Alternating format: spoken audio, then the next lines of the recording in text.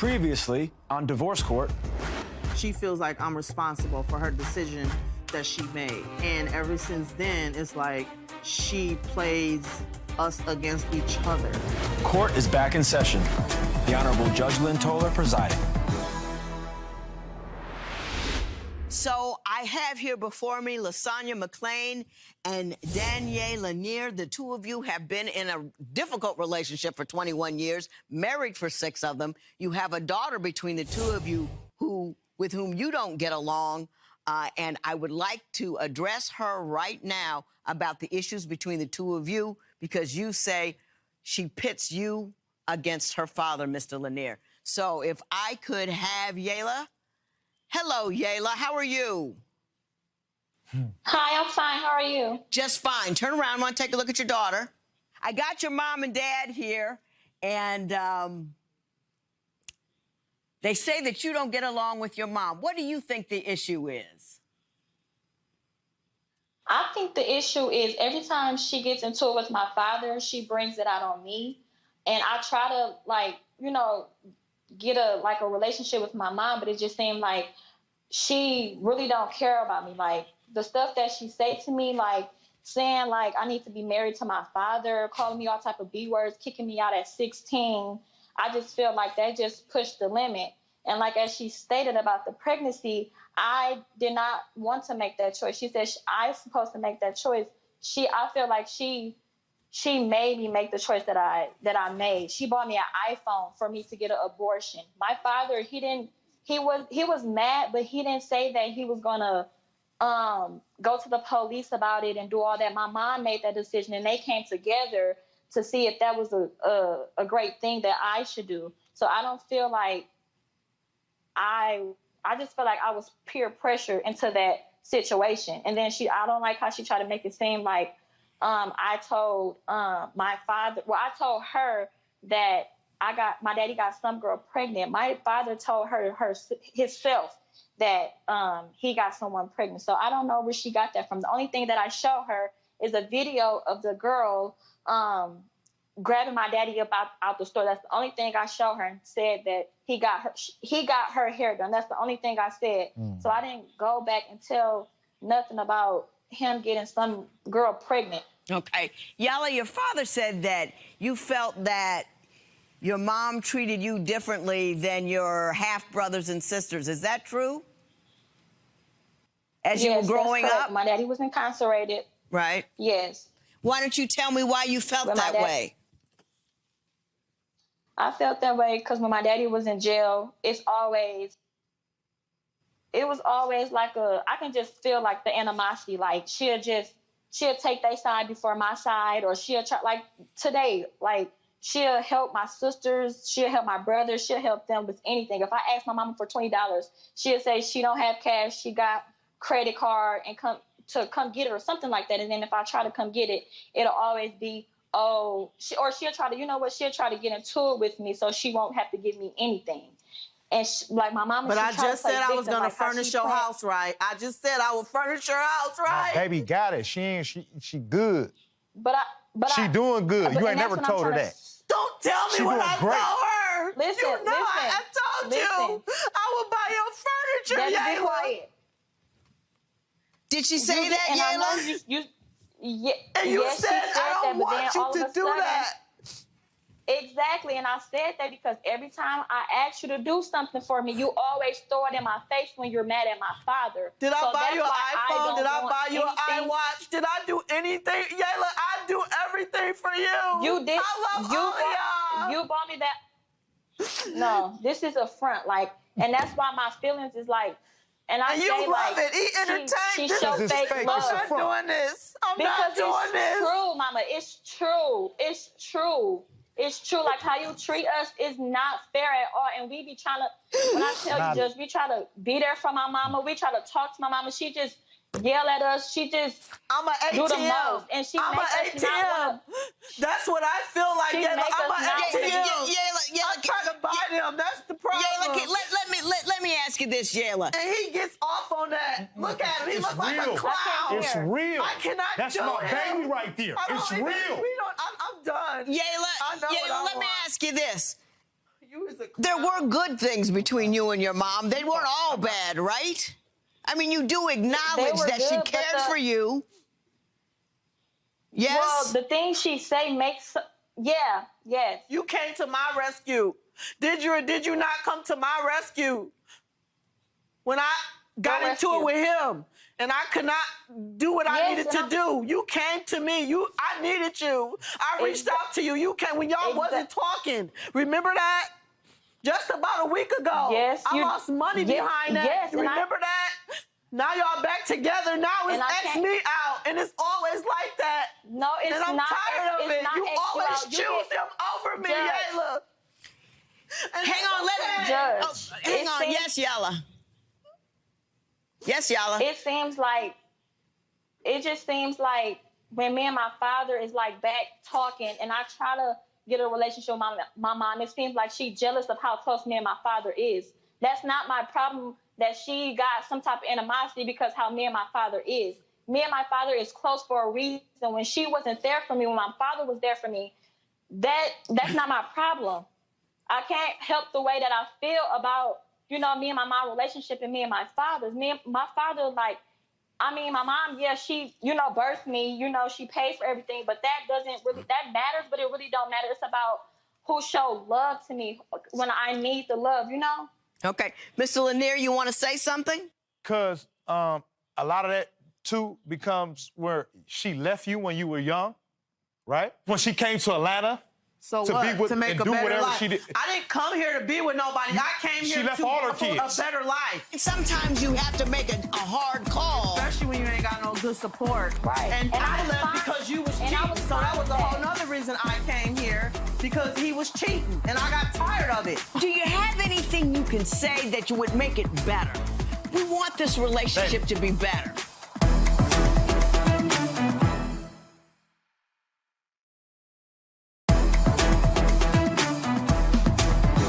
She did leave the kids with you. No, her father. my mama, No, she left with her mom. I went and got mine. Oh, I see what you're saying. You understand what I'm saying? Let me allow you to do this, Ms. McClain. Why don't you explain the pressures you were under at the time? People do things. It wasn't about pressure. I'm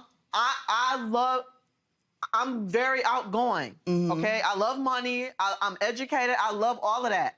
I came here to visit. I have friends here. I have family here in Atlanta. I literally came here to make a better life for myself and my kids. That's what I'm saying. My mother was supportive. She kept my kids for a couple of months until I got everything situated, and I came back and got my kids. No, she didn't want to come. They didn't want Yayla to. It was Yayla 4 years, come. 3-4 years, right, Yayla? It's a lie. Am I lying? My kids was living here with me. It was around that time. 3-4 years. Why would I leave? I didn't leave my You kids. came back after 3 years to come get them, man. It was You left them with your mother. Liar. Yeah, you did. Mama, yes, you. It was for a couple years because you was in Atlanta trying to get your other daycare running. So, Well, yeah, let me ask you this question, and you have to understand that the pressures that she was under, it's difficult trying to make it. If she was trying to put a daycare together to get money to support all of you kids, sometimes you can't be there. You know what I mean? Sometimes you have to make a hard call. Especially when you ain't got no good support. Right. And I left because you was cheating. So that was a whole nother reason I came here, because he was cheating, and I got tired of it. Do you want your daughter and your soon-to-be ex-wife to have a decent relationship? That's her mother. Yeah. So do you think you have any role to play in allowing their relationship to become closer and better? Why would he as opposed discuss to our making it business worse? with a child? That's what I'm saying. I'm trying to work on your behalf here. Allow me to do so. Sorry. Mr. Lanier, what? She said she's grown. Huh? She said she's grown. No, that's my baby. She said she's grown. She's not a child. She's grown. That was her. She keep recognizing me as a child. I'm 20 years old. I'm very mature than what they got going on. But she's just saying you're always my closer to child. her I was my mother's child until she died, and I was 57 years old. I was still her child. You know what I'm saying? I was 57, quite grown, putting folk in jail. You know how she's saying it. She's trying to say it. She's trying to be funny with it. That's why I said that. How am I trying to be funny? See what I'm saying? I'm not doing that. And what do you have to say, Miss Lanier? Do you have anything you can say that would make it better? We want this relationship to be better. Look. You see me, you know I love you. I'm proud of you. You doing real good. Let me talk. I told her the same thing, so you ain't saying But I need you and your mama, you. Yala, what did you want to say? When he fall out with one, he goes to the other. Yala speak. Go ahead. Yala. I just feel like I told my father, like, I want my mom and my dad to be together, but it doesn't make sense if y'all gonna be together. Why do y'all keep arguing? Like I told my father, if you want a relationship, you need to stop drinking. You need to try to get in rehab. Y'all both need to stop drinking. Because at the end of the day, that's not helping. There you go. She controls him. That's his wife. Like I said. That's my baby. What's wrong with me saying that? There's a lot wrong with you saying that. There's a lot wrong with that. There's a lot wrong with that. It just is. You know, she's young, but she's a kid. Still, but they have conversations. If I have a relation, I'm sorry to interrupt you, but if I have a conversation, no, you're not sorry. You're not sorry at all. I know I have a problem. I don't have a problem with it. That's denial. I'm not in denial. And when you're not around, I've been through the programs. That's denial. Right. And I'm gonna stop right there. And we're gonna, you know. Okay. I could go 2-3 days without having a glass of wine or a drink. Do you guys ever worry about the way you conduct business in front of your daughter? I know she's an adult, but the fact that she's your daughter and she's young and you guys conduct business like this, doesn't that concern you? They don't care. They don't care. They do it in front of my little brothers. And like I told them, I don't want my little brothers to be raised. No, we don't. You have not been around, and I stopped doing that. Y'all argue. Mama, let your daughter finish. You're concerned about how they behave in front of your siblings? Yeah, that's why you're not at the house. Like they get into a little argument. The barbecue. I don't care about being at the house. Not at the house, because I got my own house. I'm not talking about you. And I'm talking about him while you steady trying to attack the barbecue. We was just talking about that at the barbecue. I'm not attacking you. I'm just trying to get back to your girl. No, I'm trying to get back to my girl. No, we talking about the Can we stop talking about each other long enough to hear her? So maybe then we can heal the relationship a little bit. And I just feel like. But I want to elaborate on. I just feel like, Daddy, be quiet. She controls him. That's his wife. Like I said. That's my baby. What's wrong with me saying that? There's a lot wrong with you saying that. There's a lot wrong with that. There's a lot wrong with that. It just is.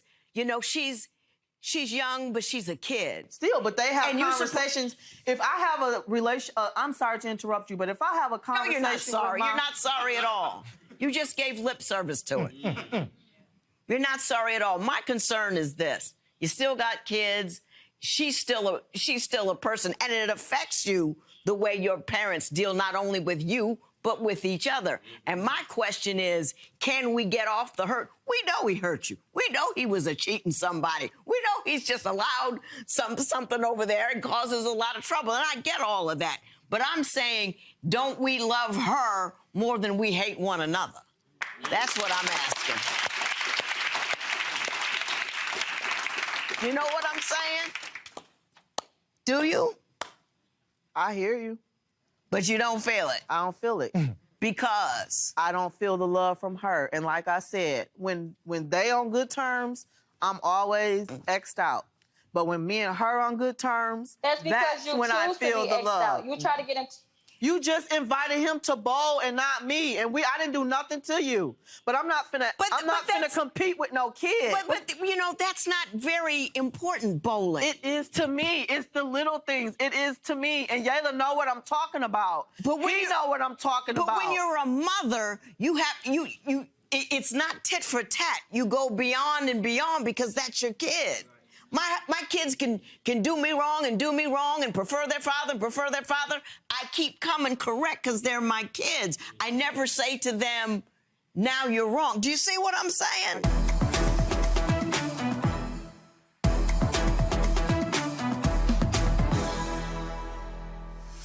Let this be the last day that you people pull out some pain from the past that you've caused each other over these 21 years. We know that there's been hate and hurt and anger and despair amongst you. Let this be the last day you pull that out in front of her. Let this be the last day that you go through it to hurt each other. I can do that for her. Did you understand? Both of you. Lighten up your heart so you don't have to be all dark with the memories of him in it. You know what I mean? What are you going to get with that? You know he was a cheater. Yeah. You know he's not going to do right. You know there's too much drinking going on. You know that you have a relationship to repair with your daughter. Right. So if you're fighting with him, the repairing this relationship, he shouldn't even be an asterisk. We've got one more person that I want you to talk to. Her name is Dr. Janet, and she's going to help start the process that I just told you about. Dr. Janet, how are you? I'm good, thanks. How are you? Good. Have you been watching? I've been watching. Man, it's making my head spin. Do you have any words of wisdom? There's a saying that hurt people, and all of you are hurt. All of us is hurt. Yes, yes.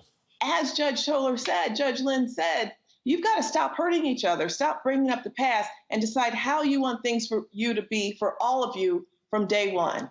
And that means no drinking, talking to each other, and stop bringing up the past, and deciding 3 rules that can help each of you have better decisions as a family and communicate. 3 rules. Thank you very much, Dr. Janet. I appreciate that, and I appreciate you staying on board, Yayla. Did you get anything out of that, Yayla? Do you agree? Yes, at least? I got a lot out of that. Good. I want to wish you the best.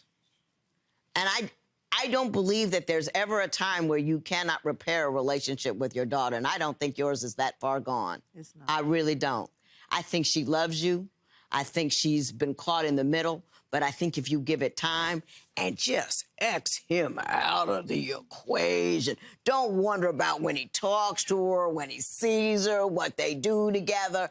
The relationship is between one intelligent woman with depth and breadth to another intelligent woman with depth and breadth. And you have enough going on and enough to talk about that you two can support and hold each other up and comfort each other and love each other, irrespective of whatever relationship she has with him. Mr. Lanier, I wish you this very same thing. I wish you peace and progress. I wish you Alcoholics Anonymous. I wish you everything that could ever go well in your life. Do you understand what I'm telling you? Yes, ma'am, and I sincerely believe you. Yeah, and it matters to me, and I hope it gets better from today forward. This matter is adjourned. Gentlemen. How you doing? How you doing? Lasagna, I'm G. Nice to meet you. This is my partner. I'm Jason. Yeah, so we heard, we watched, and we know right now it's like you said, it's a very troubling time for you, but you making a conscious decision to take the next step for yourself is just what we want to help you do as well. All right, so it's about shedding layers right now and taking yourself to another space, another mind space, because your body's not going to go where your mind won't let it. You see what I'm saying? So we have an online fitness program, x28fitness.com, and also we have a gym here in Atlanta. So if you're ever in Atlanta, or when you are in Atlanta, you can work out with the both of us. All right, we're gonna keep you accountable. Listen, we're gonna keep you accountable. All right? We're gonna make sure that you shed those layers and start your new life.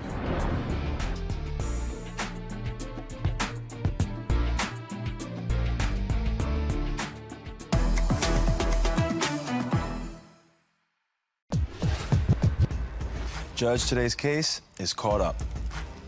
Caught up. That's exactly what this young lady is. Caught up with a man who shows her no love and no care. Caught up is what a lot of women are. Make sure it isn't you. Court is now in session. The Honorable Judge Lynn Toler presiding. Good day, ladies and gentlemen. I'm here today with Abril, Sincere, Ellis, and Mark Hill. The 2 of you have been together for 5 years, but you don't want to be together anymore. Ms. Ellis, you are suing Mr. Hill for $500 for damage you caused to your own car. So we're going to get to that momentarily, but before we do, Ms. Ellis, I'm going to start with you. Why don't you tell me a little bit about this relationship and why we're here today? Well, Your Honor, I'm here today because I'm in love with a man who blatantly disrespects me, cheats on me, and lies to me. Let me tell you, so one day we went out to dinner, and it was a good night, you know what I'm saying? Good night, we come home, you know, have sex and everything. In the middle of sex, his phone rings. And I'm like, I know you're not about to answer that phone. So he gets up, He goes in the closet, turns like this, and shush me as if I'm his side chick.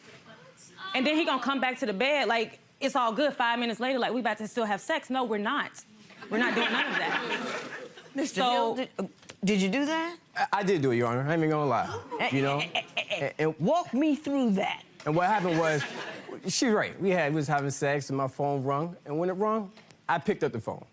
I went and excused myself from the bedroom and had a conversation. The lady I had a conversation with was an older lady I messed with, one of my clients. She helped pay some of the bills, and I wasn't trying to, you know, get that bills not paid. Yeah. I already told her about it, but, you know. But in the middle of sex, you could have called her back 15 minutes or however long it takes. I could have, but, you know, I had the woody-woo. No, you didn't. I had the woody-woo. No, you didn't. It wasn't going down like that. Tell me anything else. Tell me another story. I'm going out with my cousin, and she was gonna pick me up. His car is in the shop, so he used my car. He said, I'm gonna go out. I don't know what he's gonna do. But he left, and I'm still in the house because my cousin was running late. It was about 2 hours late, you know, we're females. So he comes in the house with a female. And I'm looking, I'm like, what's going on? Oh, this is my cousin. Okay, I've never met his cousin, so I believed him. So I'm just getting dressed, you know, I'm all up on him, kissing him and everything. And then she's like, oh, well, by the way, we've been sleeping together for 3 months. What? And you in my house, first of all. And then you gonna come to me and tell me that y'all been sleeping together for 3 months. So I asked him, and he's like, the stupid look. So after all of that, that's how I'm suing him for $500 because he left in my car to take her back home. So I got my bat and I bust the windows out my driver's seat window because I was trying to get to him. So after that, I took all his clothes, all his expensive clothes, shoes. I took him to the homeless shelter. So somebody walking around here looking real nice right now. All right, so. Mr. Hill, your response? So, you know, I'm a man of my word, and I did do those things. And I apologize to her multiple times. So, you know, I did see the girl as my cousin. I thought she was gonna go along with it, but unfortunately she didn't. She got her feelings hurt. Can I ask you a question, Mr. Hill? You know, people philander all the time. It's not good, it's not right. But how did you think you could get away with that level of disrespect, bringing the side piece right next to the main piece and not think anything would happen? I mean, you ain't that bad. My boo good now. But well, you ain't that bad because your windows got broken out, so. Well, you know, hey, she came in the house and said, that's my cousin. So she's supposed to go along with it, but she didn't go along with it. So I said, look, let's roll. Was she aware she was the side chick? Oh, she was aware, because I told her about But she just didn't know her role. She obviously feelings came out. So I got in the car, I said, get in the car, let's roll. We rolling. Here she come, running out the car. Boom, broke her window. Hey, I shouldn't pay for that. That's her car. She broke it. Ms. Ellis, anything else to tell me? I know one time I wanted to go to a family cookout. Mm-hmm. And I said, hey, babe, let's go to your family cookout. He's like, no, I don't want to go. Okay, well, you know what? It's the 4th of July. My birthday's on the 2nd. I'm going to my family's cookout. He didn't want to come, so I left. I come home, he's not there. I call him, 12 o'clock, no answer. 1 o'clock, no answer. 2 o'clock, no answer. I tracked his phone. So I drive about 30 minutes out my way to go find him. His car at the time was parked outside. So I go knock on the door. I don't know who neighborhood this is. I know he's in this house. So I got real ghetto. Mark, come outside. Come outside, Mark. I know you in the house. I know you in the house. This ain't your house. Why are you answering the door? And when he comes to the door, he had on his boxers and no shirt. So I pushed him in the house, and I go in. So it's a female upstairs, standing in her panties and bra. Oh, hi. Wait, what? What's going on? He said to me that he had to put her in the bed because she was drunk.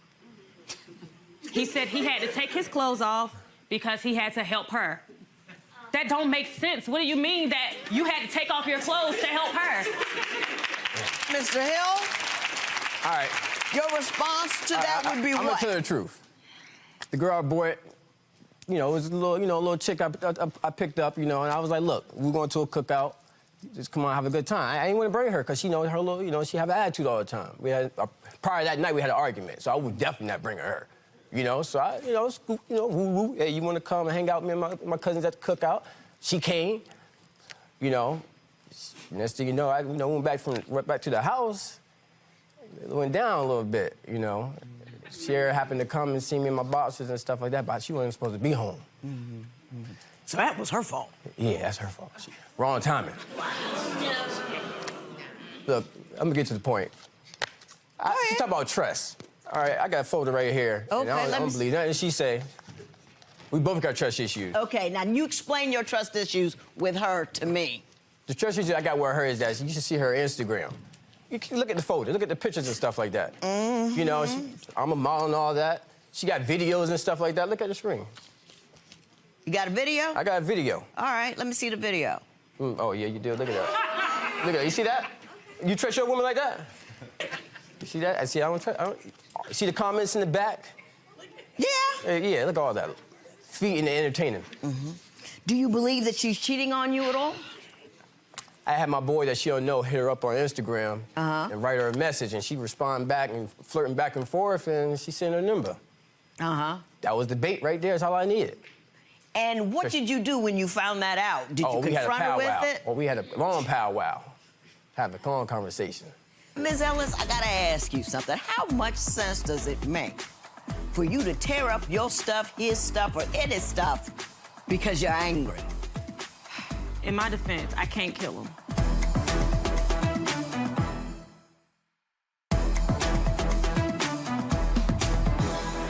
Do you ever talk about your infidelities with her? No. He goes off subject just like he doing. What this video got to do anything? I'm only doing the same thing he liked when he first met me. If I talk to her about it, she'll get angry, get mad, you know, kick me out, donate my clothes again. Do you feel at all insincere and unkind and foul when you have a woman, you say she is your woman, but you keep sleeping with other women? I do. You know, driving to work, you know, I'd be like, dang, I got to start being a better man for her. But she needs to start being a better woman than me. In what way? More nurturing. You know, I had a long day at work, come downstairs and comfort me. She don't do things like that no more. You know why, right? It's probably my part, though. Because you were trifling somebody. And don't nobody want to take care of a trifling somebody. All right, I'll take that. And you're right. You ain't got no choice but to take it. You say you can't talk to her about anything because she gets emotional. Explain that to me. Oh, she get emotional. She want to hit, break windows, donate clothes, PlayStation broken. You know, every time she get mad, I'm like, oh, I got to have everything in the house. Ms. Ellis, I got to ask you something. How much sense does it make for you to tear up your stuff, his stuff, or any stuff because you're angry? In my defense, I can't kill him. So I break his stuff, and I'm not replacing it. He is. I broke my car windows out. It's cool. It was an old car anyways. It don't matter. I'm not replacing none of his stuff. He goes out and he dogs me out like I'm a piece of trash. Ms. Ellis, why did you stay with him 5 years? I mean, he wasn't even close to acting right. He wasn't even trying to do it on the down low. He was bringing his side pieces to the crib. I didn't know that. I did not know that those were his side pieces. I legit. But once you found out, you broke his car window and then stayed. Because that's all I know. I don't know nobody else. How old are you? 28. We're going to talk about that. We're going to talk about that. I've been with him for 5 years, and I love him, and I don't want to start over. I can have a disease for 5 years, but I still want to get rid of it. I'm used to the disease. I know what it's like. I know the pain that it brings me, but I still want to get cured.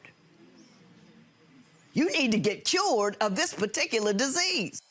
Don't go out there and destroy your community. You need to defend it. You cannot defend your community when you're hurting people on an ongoing basis. It is rude, tacky, trifling, and low down, and you have an obligation to people other than yourself and your nether regions. I don't think I'm the only one who sees what I see. Your cousin sent us a tape because she wanted to talk to me. So it's Marquita Briscoe, and she sent me a tape, and I want you to turn around, and we're going to watch it. He's cheated on her more than 20 times. And I would say about maybe twice a month with different people, or when he takes her car, because he takes her car often. So when she doesn't have a ride, she calls me. And I'm like, well, where's your vehicle? And she says, well, Mark have it. Where's Mark? He's not answering. You don't answer, you with the female, put two and two together, don't be dumb about it. Pretty much when he takes a car, he's usually going with some female. It's not work. I don't care what type of work he says he does, what clients he's meeting. No. Come on now. And then on top of that, if we go out, say it's like a group of us and we go have like a double date or just a function, he'll look at other females. You know these things. He's disrespecting you in your face and you're doing nothing but staying.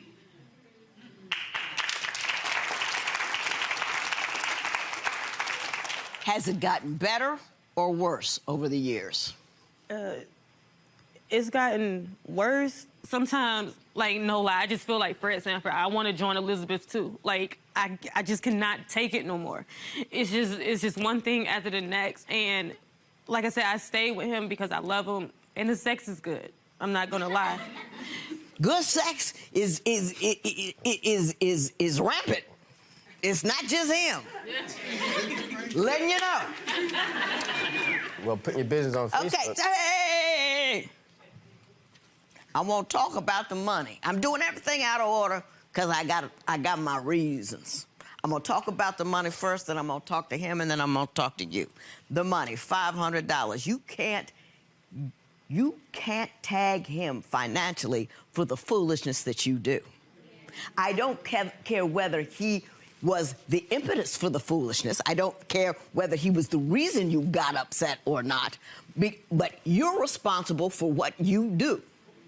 The way to respond to that kind of crap is to do what I'm about to do.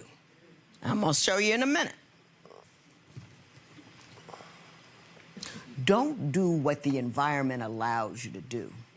Don't go out into my community and tear up all the women in it. Don't go out there and destroy your community. You need to defend it. You cannot defend your community when you're hurting people on an ongoing basis. It is rude, tacky, trifling, and low down, and you have an obligation to people other than yourself and your nether regions. And if you're not a better man than that, what you need to do is tell the women that you get with that you ain't about nothing, that you ain't right, that you ain't good. And I'm telling you, there's some women out there whose self-esteem is so low, they will still ride with you. I remember one time I was in college. This guy, I met him, we went out, and he says, I want to tell you something. I'm not about relationships. And I said, cool, thank you. Never saw him again. But that's something that you are obligated to do. But you're foul and you're no good, and I want you to get out. Nick? Oh. There will be no recovery in this matter, so just go.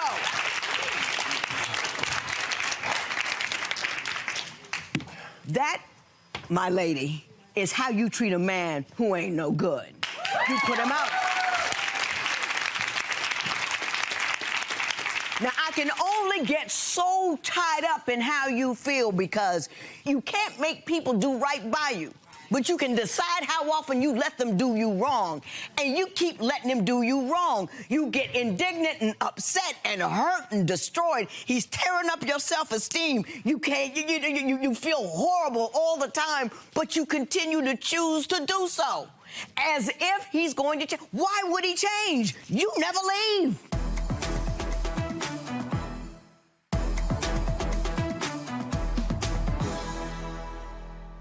Women tell me all the time, I don't want to start over. What do you mean? What do you mean? It doesn't get any uglier than this. You feel horrible.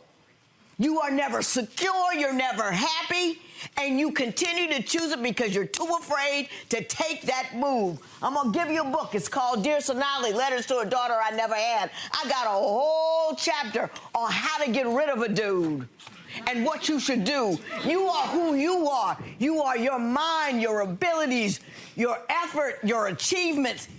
Having him adds nothing to you other than pain and agony.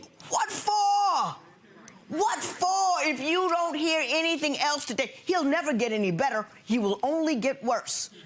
Why sign on for that type of hell? And let me tell you something.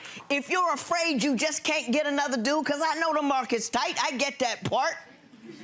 But if you're afraid you'll never get another dude, isn't it better to be happy and whole and feel good about yourself by yourself than it is to feel low and degraded and unloved with another dude? Not to mention, he can give you diseases.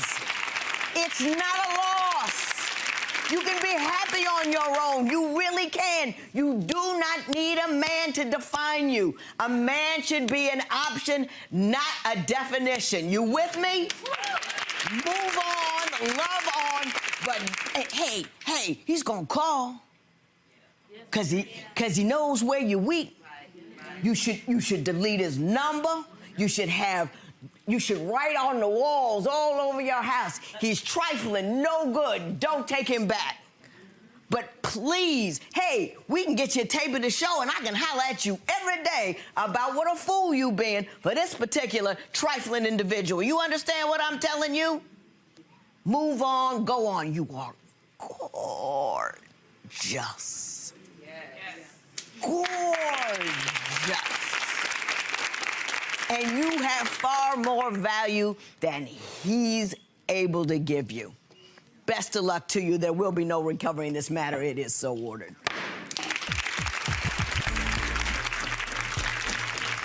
Sincere, I want to tell you sincerely.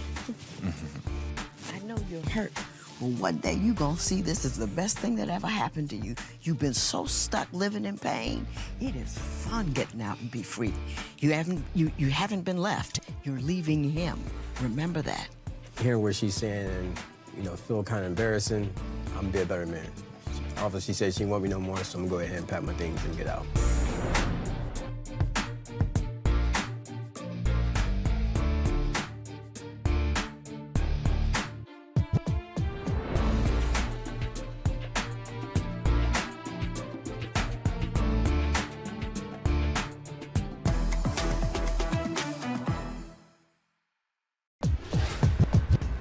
Judge, today's case is in and out. I have a couple here who have been through hell and back. What I'm trying to do is make sure they don't end up there again. Court is now in session. The Honorable Judge Lynn Toler presiding. Good day, ladies and gentlemen. I'm here today with Cynthia Powers and Willard Powers. The two of you have been together 12 years, married 12 months, divorced 11 months, then engaged for a year. Mr. Powers, you are suing Mrs. Powers for $500, which is the cost of a tow truck that after a certain experience occurred, and we will talk about that momentarily. Before we get to that, Mr. Powers, I'm going to start with you. Why don't you tell me a little bit about your marriage and why we're here in divorce court today? Well, Your Honor, love can only take you so far. You need honesty and trust in a relationship, which we don't have much of, if any. For instance, you give her $150 to go pay the bills. She'll pay $100, do something else with $50, and I don't even know about it until the lights go out or you get a notice to shut off. Another one, get a call from a random guy about an ad on Craigslist. I don't know if he ran it or she ran it, but she answered it, whatever. And he sent me some pictures. She's in provocative clothing and provocative positions. I mean, what kind of cleaning service do you do something like that at? It was not. It was his ad. I responded to an ad. Okay. And what happened? You responded to an ad. Yeah, we was hard up for money, Your Honor. And, right. And I just wanted, no money was coming in from anywhere. So he had an ad on Craigslist, needed a housekeeper or something. So I responded to it and, just to try to get money from him, just try to hustle him pretty much, and just never see the man. I was going to try to get him to Western Union, me some money. And, just not see him again or whatever. Just anything I had to do, to take care of this. But it didn't work out that way. He wanted to meet me, and I shut it down. I blocked him. I just ended it, and I went home, and I... Well, how did you initiate the hustle? You answered the ad, but did you answer the ad with pictures and in provocative clothing? Well, he asked to see pictures. There was no provocative clothing. There was just a picture of me, just, you know what I mean, maybe just smiling, kind of sexy or whatever, but there's no provocative clothing. Why did you think he would send you money? Because I've had men send me money before. You know, a Western Union me money before, you know what I mean, without having to do anything, you know what I mean? But that was back when I was on drugs, you know, back and I'm not on drugs anymore, you know, but that, you know, that was just how that went. Oh, okay. You know, and... Do you go off with $150? That was my money. We was fighting at the time, and that was my paycheck, and I was tired of him just never giving me anything, and I was leaving anyway. I couldn't leave with no car, no money, no house, so I had to leave with something. So you took the 50? It was my money anyways. I was the one that was working. Okay. You said you've had to sleep with your car keys hidden under your mattress. Explain that to me. If you don't hide your car keys, you'll wake up or whatever, car be gone, she'll be gone. She's took it and left before. She's, for instance, going to the store one morning. Nothing wrong, no fighting. Going to get a pack of cigarettes and biscuits to make breakfast. 30 minutes goes by, she's not home. I finally call her. She's halfway to Cincinnati. Don't know why. Yeah, with my car. That was my car. Why'd you go to Cincinnati? You know, he's so controlling. He wants to just run everything. You know what I mean? Just don't give me no money. Don't do nothing. You know, when we are trying to work things out. And that was my car. I went to school, you know, and got my school money. And I finally bought that car for me. You know, he knew that I was proud of myself because he controls everything. And I put it in his name for trust, you know, because I figured I could trust him. And he took it from me, you know. And that, you know, we was getting along. And I thought, no, I'm leaving, so I took my car and left, but, you know, I knew it was in his name, so I had to bring it back. Okay, what about the pickup truck you took and done the same thing? Yeah, that was years ago, back when I was on drugs. Okay. Yeah. Okay. One time you said you checked her on Google Maps and she was supposed to be at work and she was 50 miles away at a truck stop. It says she's playing the gambling machines. I don't know if she's playing gambling machines or what was going on, but I hate doing that. But if I don't, it's too late. You give her an hour, it's too late. She's already 200 miles away. You know, just like went out. So you got to jump on it real quick. Fast, you know. We split up. One day I left, come back. I go in the house. She done took one of my guns and left with it. Yeah, after you took my car. Took the gun and left with it. You know, he slept with a family member of mine 2 times, moved her in 2 times when I was away. Mr. Powers, did you sleep with a family member? Yes, I did. I did provoke it. And every time she gets locked up or disappears, her friends or but you whatever, don't have they show up at my door. They know she's gone. They're trying to take her place. They're coming in because I'm the one that always got the money, the house, the cars, you know, somebody to sponge off of. And yes, I did it. I'm a man. Sorry. Well, how long had she been gone? You know what, that was How long had she been gone before you did that? Oh, months. She was probably locked up. Oh, you don't know where she was? Don't know. Probably locked up. I was locked up. Yeah, you knew right where I was because you blocked me when I was in jail.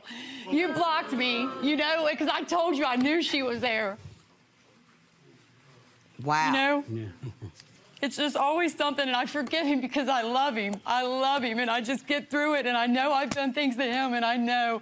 And I hate that I've done those things, you know, but I'm just trying to but I shouldn't have to relive them every day.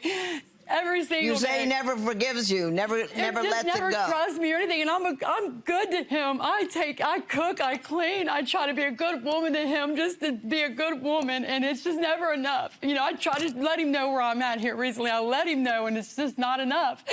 It's just not. Mr. Powers? And I don't know what to do, and I don't want to leave again. Okay. Mr. Powers, you said here in your paperwork that you've heard through the grapevine, I guess, that she's been involved with other men, but since your relationship has been so up and down, you just like, what the heck, you don't even give it any credence. Don't really want to know for real, because I'd probably hurt her and end up in jail. But, you know, on her behalf, she keeps a great house. She works her butt off at the house. But for some reason, I can't get her to go out and get a job now. Refuses to. She's been 8 months trying to get a job. I started jobs Can't get one. day. You know, my background. Yeah, you probably have issues with your background. I have a lot of trouble with my background, and I'm tired of cleaning hotel rooms, and I'm tired of serving in restaurants. He always wants me to serve in a restaurant. I'm tired of it. I just want to just But something better. they make pretty good money. They do, yeah, but I want to do something different. I do. Some days you don't make good money, though. You know what I mean? Then I get accused of blowing money because if I don't bring a certain amount home. But you found a job and you starting on Monday? Yes, and it's making good money in a little cubicle. You know, I mean, it's a little telemarketing, but it's something different. You know, good benefits, and I'm just proud of myself. And he's been real supportive. But I just wish that he would just trust me more and just stop with it. Now, you got to be all calm on the phone because people are crazy.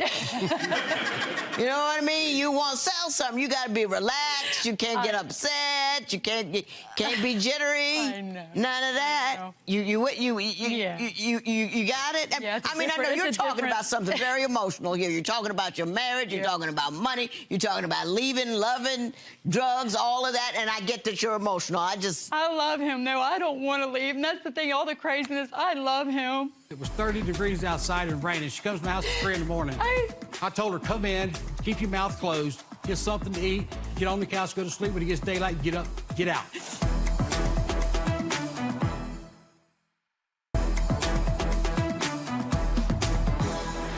You're stuck through 12 years, Mr. Powers. You seem tired and exhausted, but resigned. Where are you with that? You know what? Like, I love her, too. That's why I've put up with more than I would with anybody else. She is a good woman. I know she can be. She just refuses to be. And we do have a very checkered past, both of us. And it's hard to forget things that she's done. And I wanted to give her the benefit of a doubt, but I'm scared to. You know what I mean? You give her an inch, take a mile. Right. You know, When's the last time she took a mile when you gave her an inch? About 6 or 8 months ago. 6 or 8. What happened 6 or 8 months ago? I'm not even sure how it all happened, but she ended up out running around this and that. And you threw me out. And I threw her out for running and doing this and that. And I wouldn't let her back in the house. And I would come 3 o'clock in the morning banging on the door because it was cold. I didn't want to go back to the streets. Well, what did you do? He let me in for a while, but he made me leave again the next day, and I didn't want to go back to the city. Your Honor, I didn't want her to freeze to death. It was 30 degrees outside and raining. She comes to my house at 3 in the morning. I told her, come in, keep your mouth closed, get something to eat, get on the couch, go to sleep. When it gets daylight, get up, get out.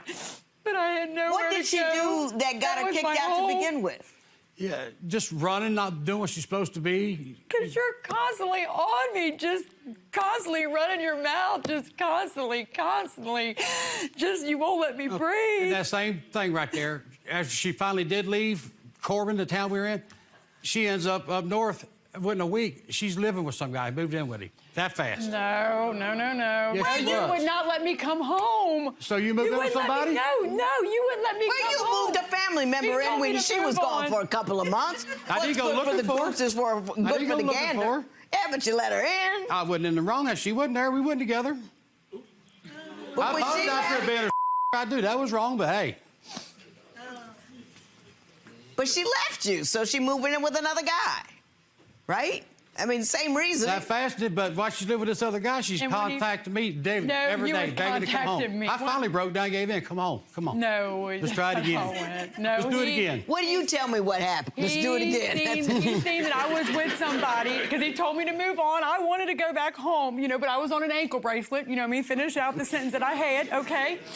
But, he wouldn't let me. Then when he found that I was with somebody, then he wanted to just blow me up, call that guy's family, tell me I was a piece of crap and all this and that. Don't trust me. I'm going to hurt him like I did him, just trying to ruin it for me. But told me to move on. And then, of course, I love Will. I do. So I keep talking to him every day. And then finally he told me to come home. And then he came all the way up to Cincinnati and got me. What did you expect her to do? When you throw her out, what do you expect her to do? Well, I guess that was inevitable she was going to do that, but that fast, that soon, if she knows why she got thrown out, she was in the wrong. I didn't want to do it. She can't support herself. She ain't got nothing, she's out there. But just for a month, it's hard to gather enough money for last month's rent. You got to show them that you have a job in order to rent you a place.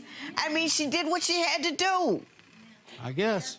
That ain't a solution. The solution is get a job. She's capable of getting a job. She could have got one months ago, we wouldn't be in this situation. Tell me about the title loan in Tennessee. We're in financial difficulties right now. We're about to lose our home. But she always wants to tow and get a loan on our car. We can't pay what we owe now. Why go get a loan on the car to pay this bill when we end up losing the car? You know, I've done that twice. We managed to pay it off and keep the car. I'd save that for the very last resort. I may overthink stuff. I don't know. Yeah, so you're upset with her because she proposed a solution that you used successfully twice before, but you're mad because she suggested it again. That ain't a solution. The solution is get a job. She's capable of getting a job. She could have got one months ago, we wouldn't be in this situation. But it just takes I'm signed up for time. disability. I got a hearing in front of a judge coming. I'm not able to work. We talked about this, that she could carry us to do this. She refuses to do it. Do you think she wasn't trying to get a job? I mean, with the if she's got criminal history, which she does, and the criminal history has to do with drugs, you're going to have a hard time getting somebody to employ you. She got the gift of gab. She could talk. She could go out and get a job today if she wanted one. Well, she got one, right? I mean, She says she's got one. You co-signed it. Job You know, for 3 right? months You know now. I got one. She says she's got one, but she's supposed to start it 2 weeks ago, and because something happens. She don't start. I don't know if she's going to They had start to do the one or not. background process. You know this. You've seen the emails. They had to wait. They had to review the background, and then they decided to approve it or deny it, and they approved it. And I start on the 14th. It should have took 8 months to get a job, is what I'm saying. Still, it's always I negativity. got you. Always. I see what's happening here. I'm going to tell you what I think is happening here, and then we're going to talk about the money. Here's what happened. You two love each other. You went through hell and back together, and you can't forgive her at all. And so you're so mad about what you've been through, but you're unable to leave her, so you beat her up while she's there. What you used to do, and she did a lot. Ain't no lie, she did a lot. But I always tell people, if you decide to keep somebody who has messed up in the past, either forgive them and keep them and love them, or get rid of them. But don't keep them and abuse them. Because it's not good for you and it's not good for her. All it is guaranteed misery. You've got to let go of what she used to do in order for her to be a pleasure to you. Right. You know what I mean? Now you look at her and you see burden and you're mad, and then that anger turns into derision and mistrust and keeping her on a short leash, which in turn makes her a little crazy and makes her flee when it's too much for her. Then you have another thing to put in your arsenal of anger. Right. And then you start shooting those guns at her again. See what I'm saying? Yeah, how do we fix it? Who gives in first? How do we do this? You do. All right, what do you suggest? What do I do? We need counseling. I've agreed to that. Yeah, we need some help. Absolutely. Absolutely. And I'll pay for it. I'll pay for some counseling. Thank you. Thank you. I have a limited amount that I can do, but I like you people. As crazy as you are, as jacked up as things have been, I got some money to pay for some counseling, and I'm gonna give, because I know you're not leaving one another. But you have got to, the problem isn't just her. The problem is your response to her. True. Do you see what I'm saying? Yes. And the only person you can fix is you. Right. So you have to be in a place where you can live with who she is, what she's been, and not beat her up about it every day.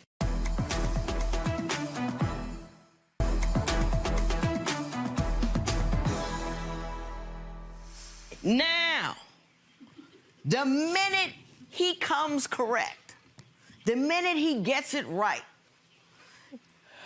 you reward him. Well, obviously, the house is already clean. Oh, it's already great. good, right? Keeps the best out. Keeps the best. Remember that every day. Remember I do. that She's every perfect day. at it. Yeah. But reward him with the ability to know where you are. Do you see what I'm saying? Yes. If you get frustrated and feel like you wanna leave, wanna just fly off, tell him first. You've been on me. Yeah. And I'm feeling caught up and tied up and tore up. Please get off me so I can stay. Give him an opportunity to take his foot off the pedal, because he done had his foot on that pedal for a minute, and he's gotten used to it. So it's like that. So he's gonna fall back into that on occasion, because you just like, when you relapse on drugs, you fall back on occasion, and he will. But you gotta meet his effort with a willingness to warn if he's fallen short. You with me on that one? He's got to be able to predict where you're gonna be. Being unable to predict things gives human beings fits. We cannot deal with uncertainty at all. I know. Just not at all. Do you understand what I'm telling you? I do. Do you understand what I'm telling you? Yes, ma'am, I do. Are we going to go to counseling that I'm paying for? Yes, I got 13 And years we're of that. going to decide that everybody's going to change themselves and not the other person? Yeah. And we're gonna get this right? Oh, yeah. We're gonna get it good?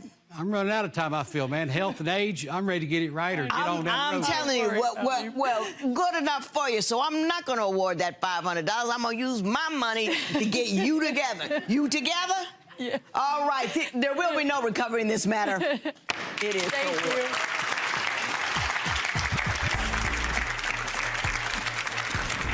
I feel relieved. I feel like there's hope. Mm-hmm. I just want him to be able to trust me and just, I just want to be happy together, but no just bringing up the past every 5 minutes, every day. I think it went down good. I mean, some other people know what we're going through, what I'm going through, and I think counseling's going to be good because we'll have a mediator and they can hear her side and my side and help us figure out who's right and who's wrong.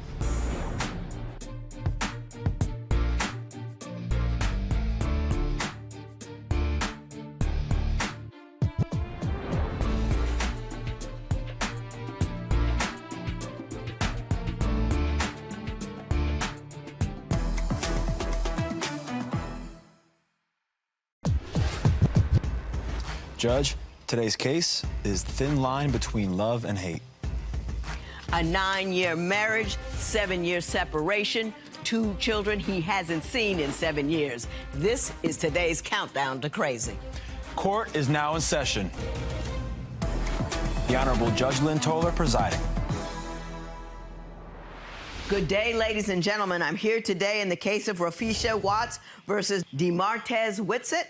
The 2 of you have been married for 9 years, but separated for the last 7. As you can see, Nick, he is not here because he has not seen her in those 7 years. So we're going to ask Mr. Whitsett to step out here.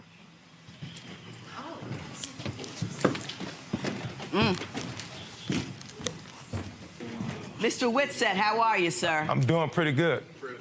I'm gonna hand you something because I understand that not only have you not seen your wife in 7 years, you have also not seen your children in 7 years. So I would like to give you a little retrospective of what you missed. Yeah. Your Honor, I cannot leave today without my divorce from this man. I hear you. I need it today. All right, she made me leave. Hey, finish looking at your children. Okay. All right. Yeah, focus on your children that you left me with, that I had to take care of. You left me 7 too. years You by abandoned me. myself. How old are your kids? You abandoned me. How old are your kids? Answer that. How old are Mr. your kids? Whitsett, what are your children's ages? 13 years old. She abandoned me. Your Honor, she abandoned me. She made me sleep in the car. The twins are 13, is that right? No, ma'am. She would open the door. She would let me sleep in the car. That's a lie. Okay, we're gonna get to that. Your I Honor. just want to find out how old your children are. Wouldn't you? But like they're how old 13, your they're children 13 years old. Stop. But she took them away from me. Stop. How old are your children? 11. They're 11. Our twins are 11 years old. Wait, but how am I do that? She took them away from me. She abandoned me. I tried to go find the kids, looking for the kids. Please, She gave me wrong numbers.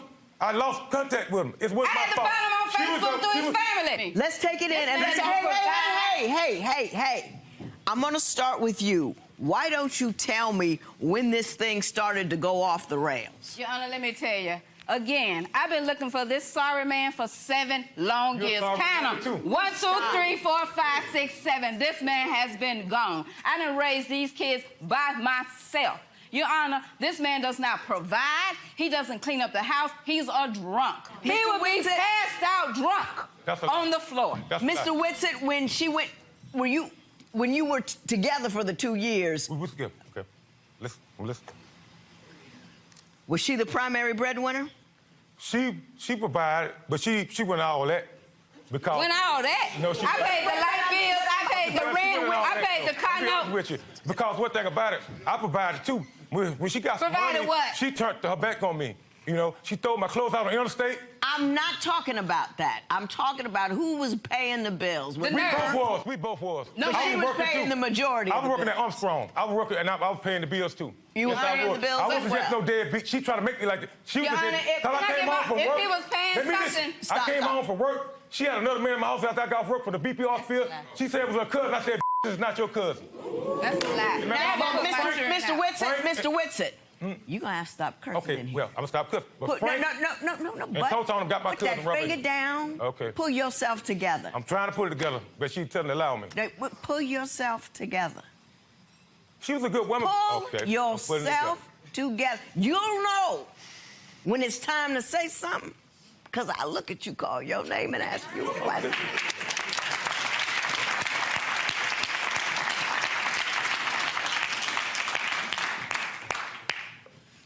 My understanding is that one of his great complaints is that when your mother died, you got some money and you wouldn't give him any. No. Can you tell me about that? Perfect. Your Honor. Did I look at you and call your name? Okay, just tell me.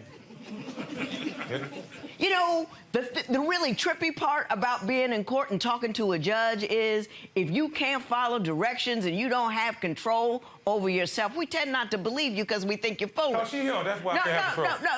No. I'm talking to you. You a grown man or not? Yeah, I'm a grown man. Act like one. Okay. Your Honor, I have raised these kids. I became a nurse. I provide for my kids. I make sure their education is on point. I even have an older daughter that's in college. This man has not given me a dime in providing for these kids. Look back at my picture. Look at my graduation picture. I went to school by myself with those kids, and I became a nurse. You didn't do anything to help me. That's not true. You didn't do anything to help me. Your Honor, may I continue? I want you to respond to that. Did you do anything to feed your family? I did. That's a lie. Tell me what it is. Hold on, you did your part. Let me do my part. Stop. Okay. The woman did me so very wrong. I came back. I was staying in Mobile, Alabama. I went back to Florida. I kept going back and forth trying to make my relationship work with this woman. On the God's truth. The woman dogged me out. She was all for herself. She was real jealous. She was. Hold on. Give me a story. You're telling me conclusions. Okay, I'll give you one story then. I come back to go back to try to work things out with my kids. She locked the door. It was cold. When I opened the door, went let me in the house and looked out the window and started laughing. And I had to sleep in my car cold. So you tell me that's a good wife? Okay. Ms. Watts, do you recall that? Can I please respond to that? Please. Judge, the reason why I left this sorry man outside was because let's get back to my mother's money. That money was for me, not for him. My mother passed away. So I used that money. Okay. Whitsitt. What about my money then? I must have got no good money. You have no self-control at all. You need to pull yourself together. Okay. Again, Your Honor. Go ahead.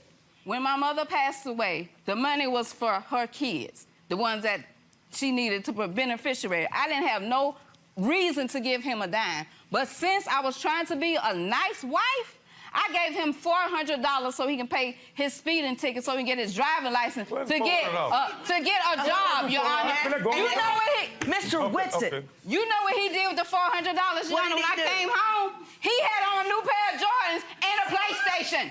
That's what he had with the $400. That's why I can't give him no money. Mr. Whitsitt, do you remember getting That's why I can't give you no money. Stop. She bird fed me like a bird. You know, give him a little bit of him. But did you do that with the $400? I did. I'll be honest, I did. Don't you think that's irresponsible? That's a reason not to give you money? You got a drinking problem, Mr. Whitsitt? I do a little drinking here now. Yeah. She made me drink. She made me drink because being with her. You know, being with her made me drink. Do you drink every day? Not every day. When I was with her, I drunk most every day. days. Just most days. Most days, yeah. Your Honor.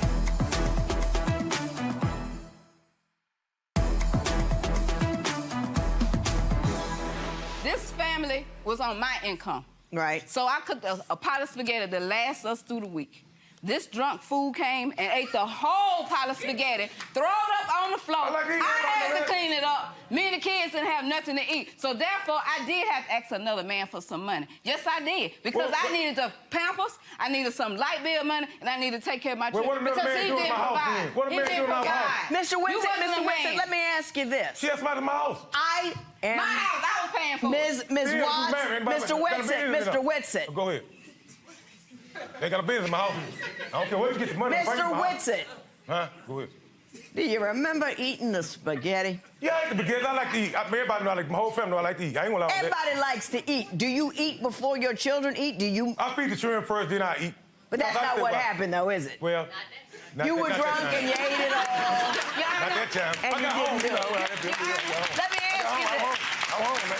You got a drinking problem, Mr. Whitsitt? I do a little drinking here and now. Yeah. She made me drink. She made me drink because being with her. You know, being with her made me drink. Do you drink every day? Not every day. When I was with her, I drunk most every day. days. Just most days. Most days, yeah. Anybody else ever suggested that you were less than responsible as a function of your drinking? Well, I can say that, but, you know, but I like to drink a little bit. If a whole lot of folk telling you the same thing, it's good to investigate that thing and not just pick one person out and say they're the problem. She drank too. She drank too. She drank. But she didn't leave a kid. She drank. She drank too. Now I'm gonna tell you this, him. May I say something, I'm gonna tell you something. But now, this woman, I love this woman. Yeah. I told her I came back from Mobile. You don't love me. You don't take care of your children. Stop. Let me say something. I tried to work it out. Came back from Mobile. I said, I'm gonna go back one more time because I do love my family and my kids. Lord knows. I said, I want her back. And I went back there. Boom. I goes up to the store, round to the store, whatever, and go buy me something. I come back, she had an Will you buy liquor? No, I won't buy liquor. I want to buy a pack of cigarettes. He didn't take her. Because I had bad nerves dealing with her. I needed some cigarettes. So I come back. I said, you know what? Fifi, I want us to be back together. So she got mad. No, you been with another woman. Now, y'all, they do. You been with another woman? I said, I've been with a woman 10 minutes. I said, I'm going to the store. So she said, no, pack your stuff. You going back to Mobile. That's the way she do me.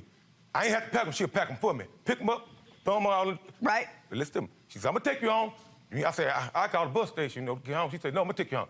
While we going on interstate, she opened the van up and went to throwing my stuff all over the interstate. That's a lie, Your Honor. Did you throw his clothes all over the interstate? And she I did bleached my put clothes. him out, Your Honor. I Yes, you did. did. But let me tell you You why did. I put him out. Because I was at Tell your story. Now tell the truth, girl. Stop. Okay.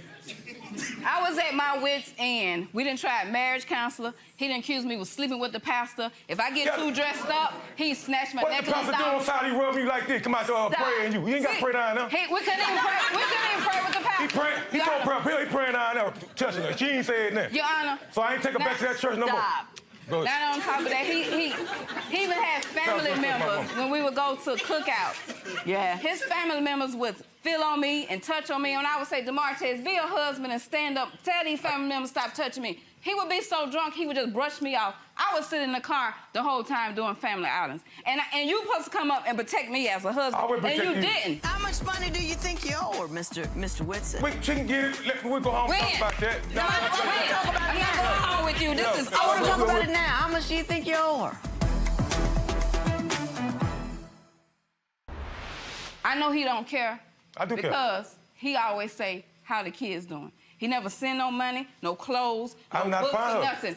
I'm His not fine. kids are so She ran on me. advanced. Stop it. His kids are reading on 3 grades higher. His daughter is an artist. They've given her a scholarship. At 11 years old, she already has a college scholarship because of me, because of mama. Because of mama. If I would have abandoned my family like he did, they would have been in a foster home. He accused me of being fat or being ugly. Do I look ugly? Do I look fat? No,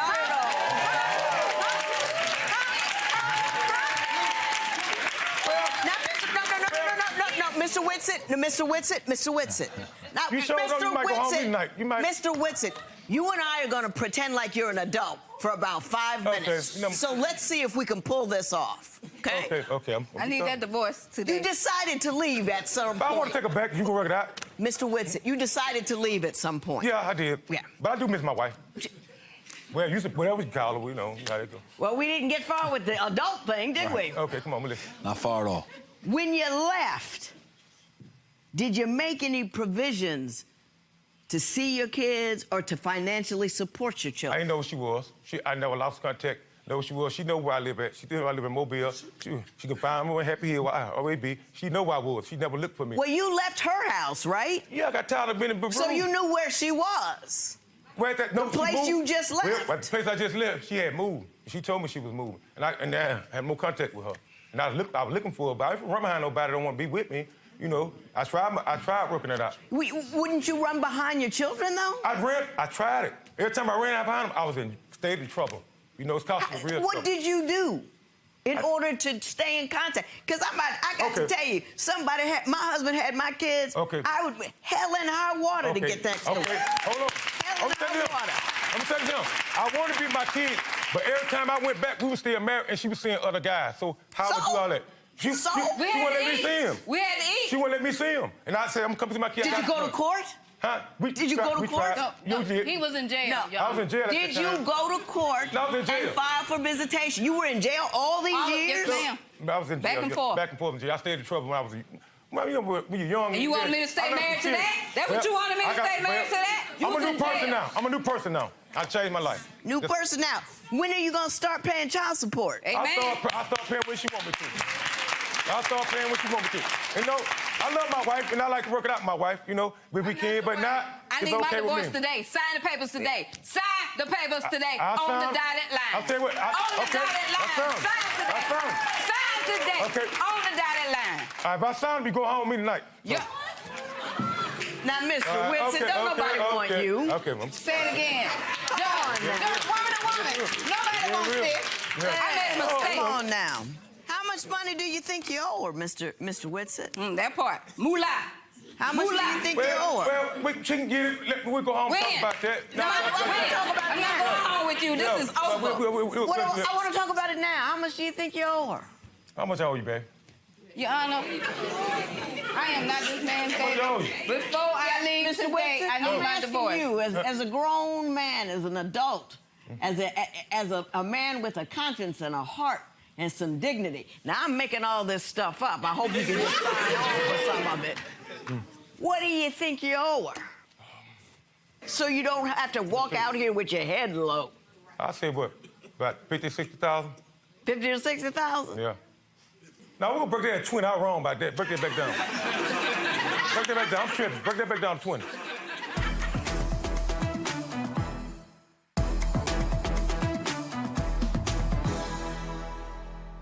He stipulated that he owes you $50,000. It's way beyond my jurisdiction, but I am going to give you something. I never got a quarter, a penny, or a nickel, or a dime. Oh, we're going to get started. The most important thing that I'm going to get for you today is his name and address, and so you can start getting that back child support.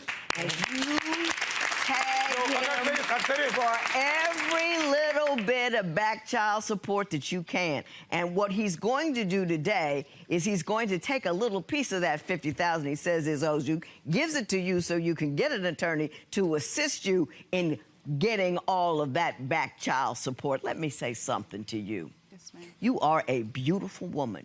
You are strong. You are intelligent. Your taste in men is a little off. I was young and dumb. I'm just going to say it's the only negative thing I got to say It went for off you. when we were doing Hey. Okay. You took care of your children. You didn't descend into anger and to ugliness. What you did is you put it all into effort and into tomorrow, and you became a nurse, and your children are following in your footsteps by getting a higher education. You see to your children's education. They read 3 grade levels above where they should be. You are definitionally a bad chick, and don't you ever forget. Definitionally. And don't ever let any sorry, raggedy piece of a man confuse you again. Ever, Mr. Whitson. Yes. You're tired and you're trifling. How could you have the seed of your body on this earth and do nothing to care for them? Yep. I No. You've done nothing for them. You weren't there. You didn't pay for anything. You didn't see about them. You didn't even look hard at them pictures. Ran off on me. There was not a... I don't care. She ran. She ran with another guy. She ran with another guy. I don't care if she slept with the entire football team. She got another baby, too. It's got nothing to do with your obligation to your children. But she got another baby, too. It doesn't matter. If she has 20 children with 20 other guys, but we still married, it doesn't change your obligation. We still married. $5,000 in favor of Ms. Watts.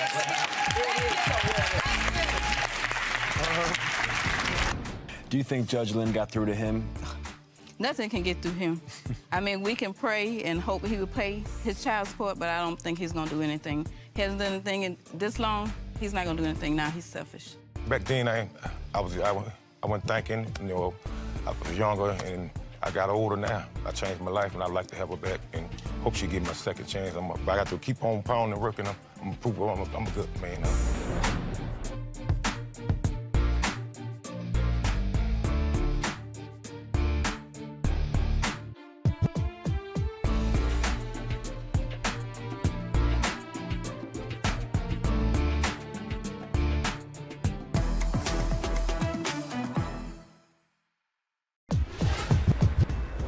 Judge, today's case is Pour It Up. He has been partying, drinking, and going to jail for years. But now she says she's had enough. Let's see if that's true. Court is now in session. The Honorable Judge Lynn Toler presiding. Good day, ladies and gentlemen. I'm here today with Leilani Jacobs and Clancy Jacobs. Mr. and Mrs. Jacobs, you have been together for 12 years, married for 3 years, and separated for the last 5 months. Mrs. Jacobs, you want Mr. Jacobs to give you $2,000 for money you laid out at your wedding. We will talk about that momentarily. But before we do, I'm going to ask you, Mrs. Jacobs, why don't you tell me a little bit about your relationship and how we got to divorce court here today? Okay, Judge, I'm here today to tell you about this man over here to the left, Yes, when he turns up, he do not know how to turn down, as far as liquor and women. And we're gonna start with the liquor first. Okay, let's start with the liquor. Okay, so I was staying in Atlanta and my brother had a party, so I go to his party and I guess he see a lot of cars out there, so he pops up over there at the party. He trying to talk to one of my cousins. We wasn't even together, we wasn't even married at the time. Mm-hmm. So he trying to talk to my cousin and I tell my brother, why is he even here anyway? He's already drunk, so what is he doing here anyway? So I told him to put him out. He puts him out. You know, we partying. While the party's still going on, he pops again. I said, put him back out. Why is he steady coming? So he put him out again. He was like, don't come back up in here. This is my sister, you know, whatever. Don't come back up in here. So the party over with. I go to my car. Guess who I see laying on the steps? Drunk. Passed out, Mr. Jacobs. Don't make no sense. So, you know, I just can't deal with it no more. You want to hear about another one? Oh, please. Okay. We go to a family member house, and it's a party for one of my family members. We having a good time. Another family member come in. They get into an argument over his drinking again. I turn around. They call me Luscious Bubble, you know, for a nickname. Well. And they like, Luscious, your husband over there fighting. I said, oh, not again. So I'm like, okay, like before, put him out. Okay, they say he gotta go, and the other partner had to go too. So I called back, I'm like, you know what, why do I gotta go? He was the one that was fighting. Why do I gotta go? Can I come back? They say, yeah, you can come back, but he can't. I'm gonna get to you. I'm gonna get to you. We're gonna get through this. Yes, it's my turn. Thank you. So anyway, Judge, his drinking problem is a problem with me. I got you. Mr. Jacobs, do you have a drinking problem? I mean, I drink. Is it a problem? No, I mean, ask her how she got her foot broke. Ask her how she got her foot broke. How did you break your foot, Luscious Bubbles? Her drinking problem. First of all, it's not broke. It was broke last year, and I think he might have did that. No. I don't know. I was turned up. So, I don't know. I ain't turned down that time, but no, it's not broke. I just had a But whatever happened to it, did it happen while you were under the influence? No. Not this time, but yeah. The last time, yeah. Okay. So, Mr. Jacobs, you say you don't have a drinking problem. So what kind of problems do you have with her? Why does she say you have one? She live all the time. Like she drank already. She ain't even had a drink today. Don't you see she act like she buzzed now? That's because this is me. You mad? Can you imagine dealing with this 24/7? It's a lot. A lot. Do it look like I drink 24/7, Judge? Come on, girl. Look at this. That's the one and only girl you get, okay? One and only. I'm gonna let it slide because I like you. Okay. But that's it. Okay, Miss Lynn. You say he has too many female friends for him not to be fooling around. Tell me why you believe that. Oh, no, it ain't that I believe it, I know it. See, I'm a spy. I'm a spy. But, yeah. So, I listen to him, Judge. Now, listen, for real. I'm listening. I'm sorry. Oh, no. Oh, okay, yep. No, but listen. I listen to it, Judge, and I hate to even put myself out there like this, but I listened to it and I heard the lady say her address. I'm like, you know he married. I'm hearing all these conversations, listen to him. She know he married, whatever. So I write the address down. I go over her house. Blocks away, knock on the door. She ain't come, knock on the door, she ain't come. So I went to my car, wrote a note, put it in the mailbox. What did the note say? Watch your back, because I'm coming for you. Now, Mr. Jacobs, do you know what she's referring to? Yeah, I know what she's Yeah, I know you do. Were you out philandering when you got caught? No. What was going on?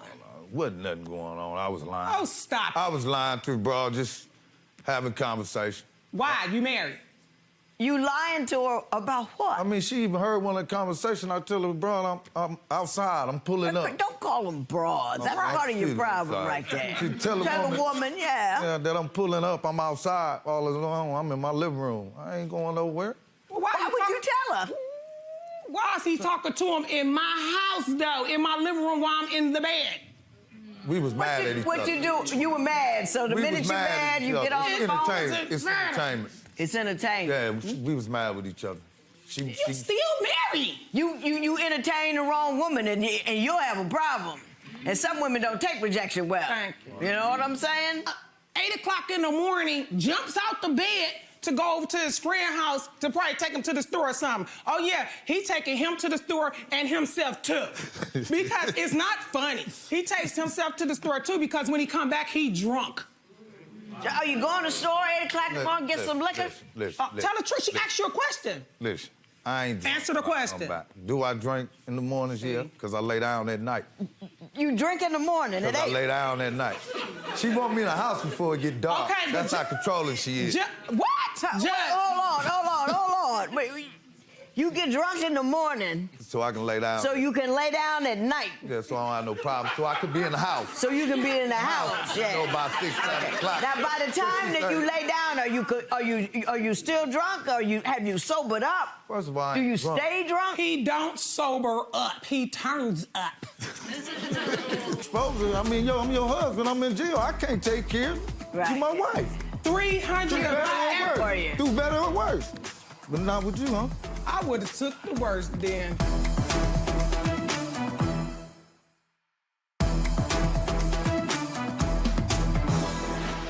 I drink a little bit. I get buzzed a little bit. Drunk, I don't get.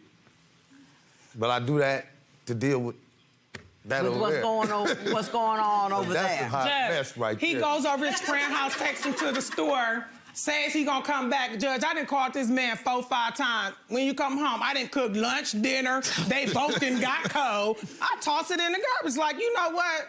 No. So you come home drunk. Listen, she done called me them 4 times in 1 hour. 4 times an hour. I've had women do it. And 4 times an hour, that's not too bad. I've had some people in here. 60, 70 times an hour. Don't understand why they don't pick up on the 67th time. You got all that. You say you took care of him when he was broke. Oh, Lord. And you mad about it. Tell me about that. Judge, I paid the rent, the bills, everything. Let me tell you, this man goes to jail. Matter of fact, we moved in our place September the 27th, 2016. Right. This man gets into it with a family member the same night and shoots a gun in the air. I could have got put out the same day I moved in. Boxes wasn't unpacked or anything, all because of his drinking. He got into it. You drunk with a gun? You believe that? I mean, Look the at his incident record. Look it up. I don't know yet. The incident happened. The incident did happen. Did you go to jail? Yeah, that night. They gave me a $10,000 PR bond the next day. I was out. I went down there 24 hours. Okay. But you had to deal with it later? Yeah, Yes. then I got some time behind it. Yeah, right. Judge, I know what bond is. It's not over. Yeah. Okay, so he goes to jail, gets out. Guess when, he's fighting the case. Guess when he has to turn himself in? When? On Valentine's Day. Oh. And 5 days before my birthday. Well, you can't take that personally. No, let me tell you. He goes to jail. By us just getting married, they gives him Huber, where he comes home. Let me take... It's not funny. Okay, that gives him Huber. He comes home. Instead of him doing what he's supposed to do, look, go back. Breath. Nope, can't get in. Oh, let me tell you what happened before that. I was letting this man use my truck to take to the jail, leave it on grounds so I wouldn't have to pick him up, bring him back, pick him up, bring him back, pick him up. Okay, so I had put him on my insurance. So he gets on my insurance, the jail approves it, he leaves come pick the car up, go back to the jail, leave it there, come back, doing this every day. Okay. He want to celebrate our 1 month anniversary. Lost his privileges, had to stay in jail. All while he in jail, Judge, I'm giving this man $300 a month, making sure he's calling me. I'm going up there to see him. It ain't nothing but up the street on the south side. He making me come to see him, making me do videos. Who in the house? I'm showing him the whole house. Nobody, just me. You know, I mean, I did everything. Paid for the wedding. I did it all. This man hasn't. What? Supposed to. I mean, I'm your husband. I'm in jail. I can't take care of you. Right. You my wife. $300 for you. Do better or worse. But not with you, huh? I would have took the worst then. Well, no, but you held it down. That's all right. You held it down. He did that. Judge, it's me by myself, struggling, making it happen. He know I don't have it like that. Why you making me do all this, give you money, I'm constantly paying the insurance, the rent, the bills, and all this by myself. You, my husband, I ain't supposed to be taking care of you. You supposed to be taking care of me. So if he shows up at your door tomorrow, you gonna take him back? I got a camera on my doorbell. I'm gonna be like, get away from my door.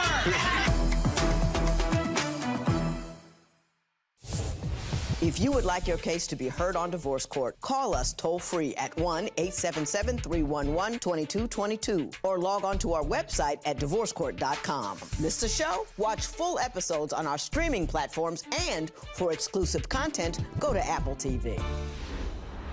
Are you working now, Mr. Jacobs? Yeah, now I am. Now you working? But I'm not with her. I don't live with her. We don't live. I know, you're like separated for 5 months. You ready to call it a day? Yeah. What put you out of the house 5 months ago? What separated you two then?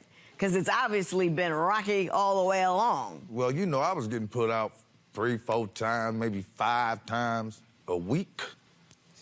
Anytime she got mad, I had to go. He drank 4-5 times a week. Calling the police telling me I gotta go. I can tell you the incident. She called the police, lied and said I did something to her. I refused to leave the house. Because I got tired of the cheating. They took me to jail. Tired of the lying. Did you call the police on him? Sure. And lie to the police about what he did? Yeah, I probably put a hickey on my chest to say he did that.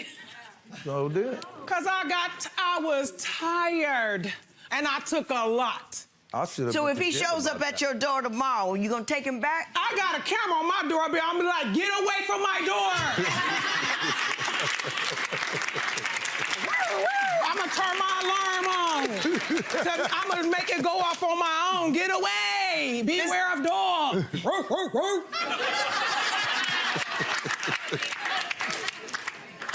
So tell me about the $2,000 you want from Mr. Jacobs. $2,000. Judge, you know what? It's really more than $2,000. Well, you tell me what we're talking about here. I paid for the wedding. I paid for a brand new dress from David and Bridal. I paid for his suit. You ain't paid for my suit. His shoes. His tie. What other shoe at? Give me the shoes. Tell me what you paid for, I Mrs. paid Jacobs. for the wedding, his shoes, the reception. Did you pay for the venue? Where? I paid for everything. I paid for my mom married us the second time in our church. And I couldn't even get this man to go back to the doggone church we was married in. Mr. Jacobs, did all that occur? Not all. Did she pay for everything? What you pay for? She paid for everything. You couldn't even pay for a nail. She paid for everything. She paid for everything. Did I pay all the rent and the bills and everything too? Yeah, you didn't want me to work. So what you owed me about $10,000 then? She was trying to limit you to work. Why didn't she want you to work? She was trying to limit Oh, where I Judge. had to work at. No. She didn't want me to work with no women. She wanted me in a factory. I don't do factories. You can't do nothing. Judge, I got him a job working with my family, one of my family members. Just, you know what, something he loved doing? Driving. He was driving these people to their dialysis class, Right. you know, and all that. Right. Why he dropped one on them off, guess where he go? Went back. Oh, we smell liquor on That's your a lie. breath. That didn't So why happen. you get fired? That's why I got fired. Okay, so Wait. First of all, that was on my day off. And I literally got fired on my day off. Friday is one of my favorite movies. I didn't say.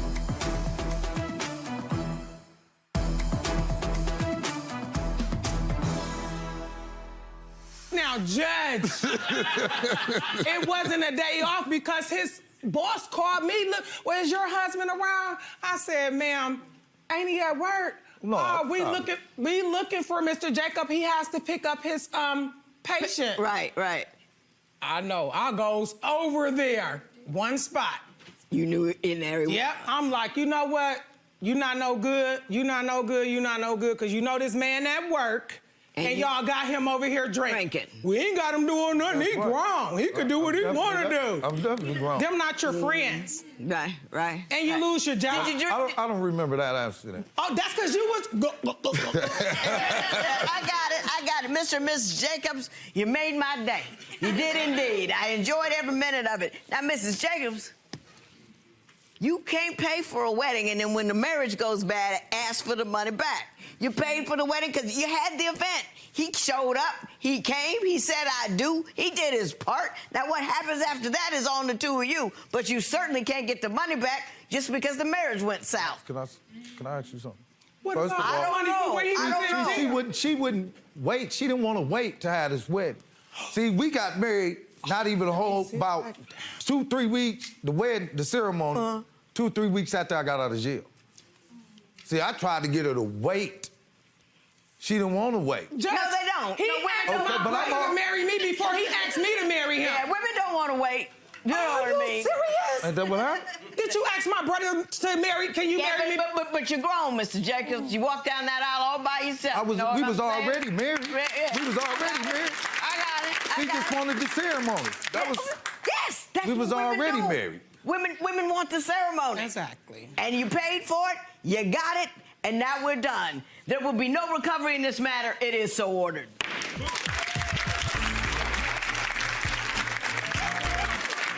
How we feeling? Good. I just wish that she would have understood where I was coming from a little bit more.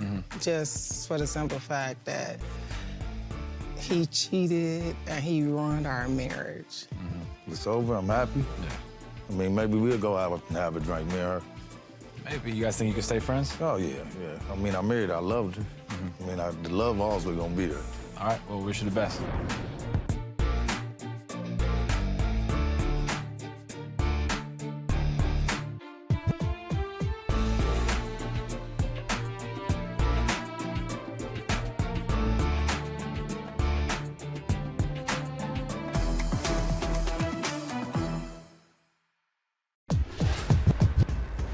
Judge, today's case, out for delivery.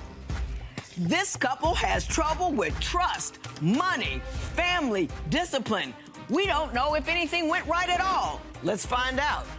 Court is now in session. The Honorable Judge Lynn Toler presiding. Good day, ladies and gentlemen. I'm here today with Janine Wright and Marvin Vance. The two of you have been together for 13 years, married for 10 years. You are currently separated. You do have one child together. Ms. Wright, you are suing Mr. Vance for $2,000, which you say is the amount of the deposits you lost on fancy cars that were repossessed. Before we get to that, Ms. Wright, I'm going to start with you. Why don't you tell me a little bit about your marriage and why we're here today? Yes, Your Honor. I am here to divorce my husband, Mr. Marvin Vance, with his lying, cheating, low-down, dirty. Oh, my. Okay. Let's watch our language. Ms. Wright. Your Honor, one time I'm trying to reach Mr. Vance on a multiple occasion, calling his phone back to back. He never answered, so I decided to track his phone and rode up on him and found him in a parking lot with a female of a fast food restaurant. So when I walk up to the car and I asked him, Marvin, who is this you're talking to? Oh, he says, oh, this is just a friend. This is a coworker. What? Why are you in a fast food restaurant talking to a female? I can't even get a $1 hamburger or a French fry off the dollar menu, and you taking some female to a fast food restaurant and sitting in the parking lot talking. You rarely talk to me. Mr. Vance, you want to respond to that? That's why I barely talk to her, Your Honor.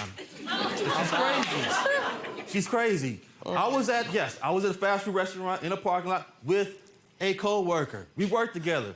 Why not? Why would we eat separate? You know, that don't make no sense. So yes, we was in a fast food restaurant eating. Right. That's it. Mm-hmm. Did you get the phone calls beforehand? Because you know how women are. I'm not saying we're right or we're wrong, but I'm saying if, 10 calls, you got to pick up one and stop them.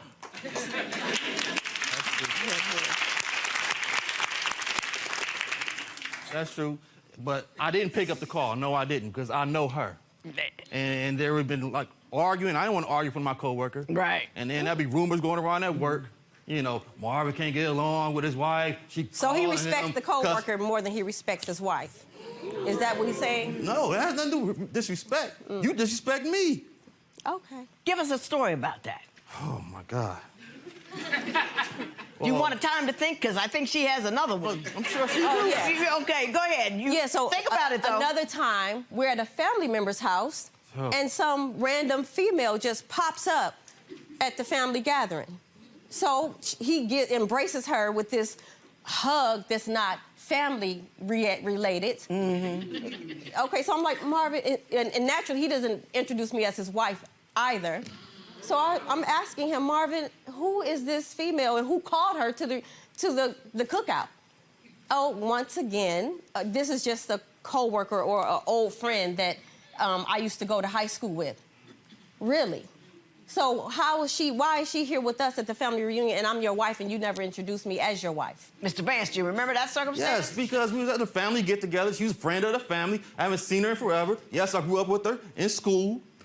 That's You it. hugged her. Huh? You hugged her. Yeah, that's it. And I introduced her. No, she don't know her because we in a different state. That's back at home. Now, Ms. So Wright. that's why you never met her. Ms. Wright, I gotta say, when you haven't seen a friend in a long time, you give a big bear hug. And it's not like he took her in a back room to hug her. She was just like right there, hugged her. Yeah, but they had a side conversation also, too, Your Honor. And it was long before he introduced me as his wife. Okay, well, tell me something else, because that wasn't very good.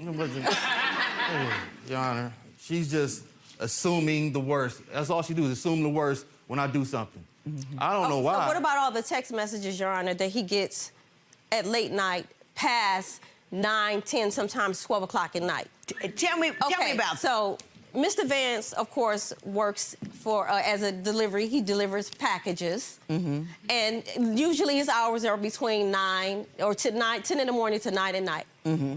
So for lately, Mr. Vance has been working well past those hours. 10, 11, sometimes even 12 o'clock. Now tell me, who is getting packages delivered at 12 o'clock at night? And so, I mean, I would think that he's the only one that's delivering a package, okay? So, and then these text messages are coming in well past that time. So I'm asking, and on an Android or iPhone, the text messages and the calls show up right on the Facebook phone, so I can see exactly everything that's coming in. Well, what's the most damning text you've seen? It was nice to meet you today, Mr. Vance. Whoa. I look forward to seeing you again later. Is she under oath? That's not true, Your Honor. You tell me what you believe she saw on that phone. It's texts, but it'd be from co-workers, from people from work. Did I deliver this package? What time was you done? Or how far you got to your next delivery? Stuff like that. That's all that is. Okay. So it's always a coworker. Always a coworker. Yeah, but he works from home. Do you know what I mean? He delivers packages from here and there. They've got to call him all day long. If they're not calling him all day long, he don't know where to go. Okay, so, but no, his responsibility is to only deliver the packages. That's all I'm delivering, Take the packages and throw it in the driveway. No, you ain't supposed to throw it in the driveway. That's all he get me in needs to trouble do. out here. But how does he know? Throw it in the driveway. No, throw it in the driveway. You don't need to call you anybody want your package and say... thrown in your driveway? There's a lot of communication that has to go on in that process. I know I get a lot of packages. They know where the driver is. They tell him if I got to sign. I am the queen of delivery. One time he came home and began disciplining the kids immediately. I told him when he gives me some money, he can yell at my kids. Did you say that?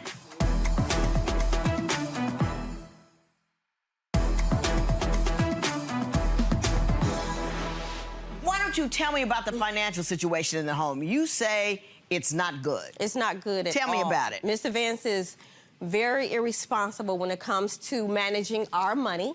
He goes out, for example, Your Honor, Mr. Vance went out and bought a brand new BMW without even consulting me, a car which he could not afford, and then come to turn around, the car ended up falling back on me, and not to mention it ended up getting repossessed. Which is what you're suing about, and we're going to talk that a little later on. Yes. Do you have trouble managing your money, Mr. Vance? I'll be honest with you, yes, I do. Okay. I'm not the best man when it comes to managing money. That's why I give my check to her, to manage it. So she acts like I don't give her money, but I give her all my majority of my check to her. So what happened? Do you get the check? Does he acknowledge that he's not good with money and allow you to handle the money because he knows what he's not good at? Mr. Vance was supposed to pay the rent last month, a few months back, and he didn't. So what happened with that check? I give you the money to take care of all that. I'll work and say, here. That's what I do. What happened with the last checks that you were supposed to bring to me? And you got them. And I'm constantly finding receipts, MoneyGrams. Who are you sending money to? Who I'm sending money to? I'm not sending money to nobody. I'm sending money to you. You say you also have trouble with the manner in which he disciplines or doesn't discipline the children. What's going on there? Right. Yeah. So, you know, he's sitting back watching TV all the time, doing his leisure, casual when he is there, so he's not interacting or involved. So if the kids are getting attitudes or getting sassy, Mr. Vance, I guess, excuse me? Get it from you. Go ahead. Okay. If they're getting attitudes or being sassy, Mr. Vance doesn't interrupt. He doesn't say anything. And so that brings a problem for me in trying to discipline them because he's not speaking up as the man of our house. Mr. Vance, what would you like to say about that? Are you not taking charge and doing the discipline thing as you should? No. You know, that's not it. I'm hardly at home, you know, from working a lot. You know, so I don't like to come home and argue with the kids or with her. So I tend to let them do their thing or whatever too much, but they don't bother me. They don't bother me. Are they doing the right thing, though? Hey, they doing the You right don't thing. know.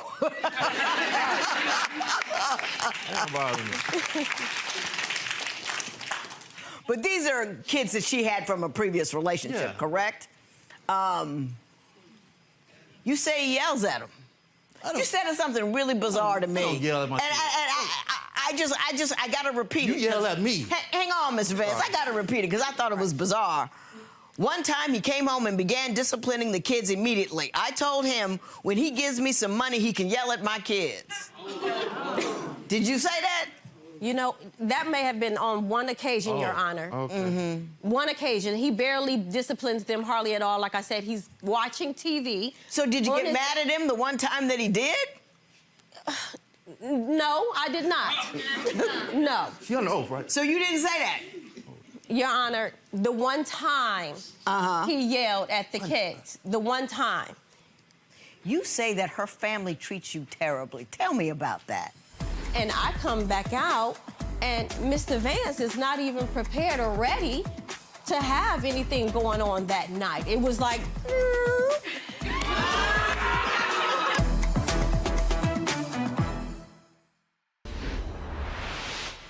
Some of her family members feel that I'm not bringing enough weight in the house, you know, as far as money is concerned, because a lot of them come from, you know, wealthy, you know, and they expect her to have the same thing.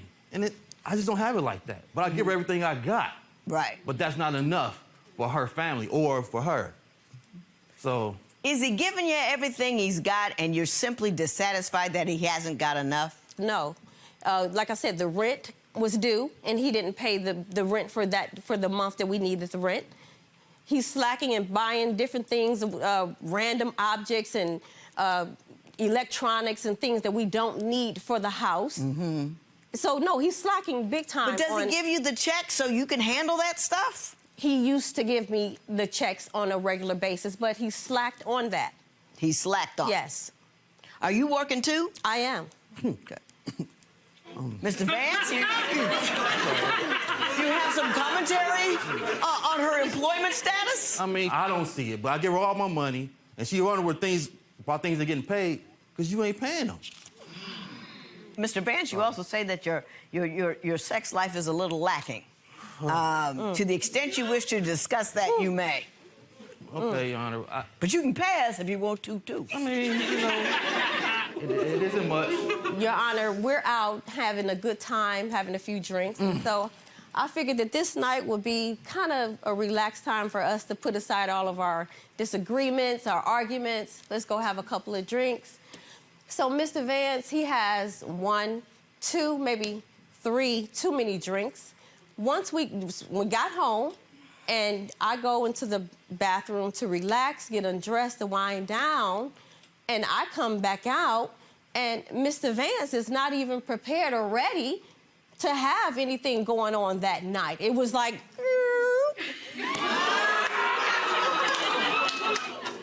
So, explain that. I should have offered you the chance to pass as well. I don't know if you would have taken it. But,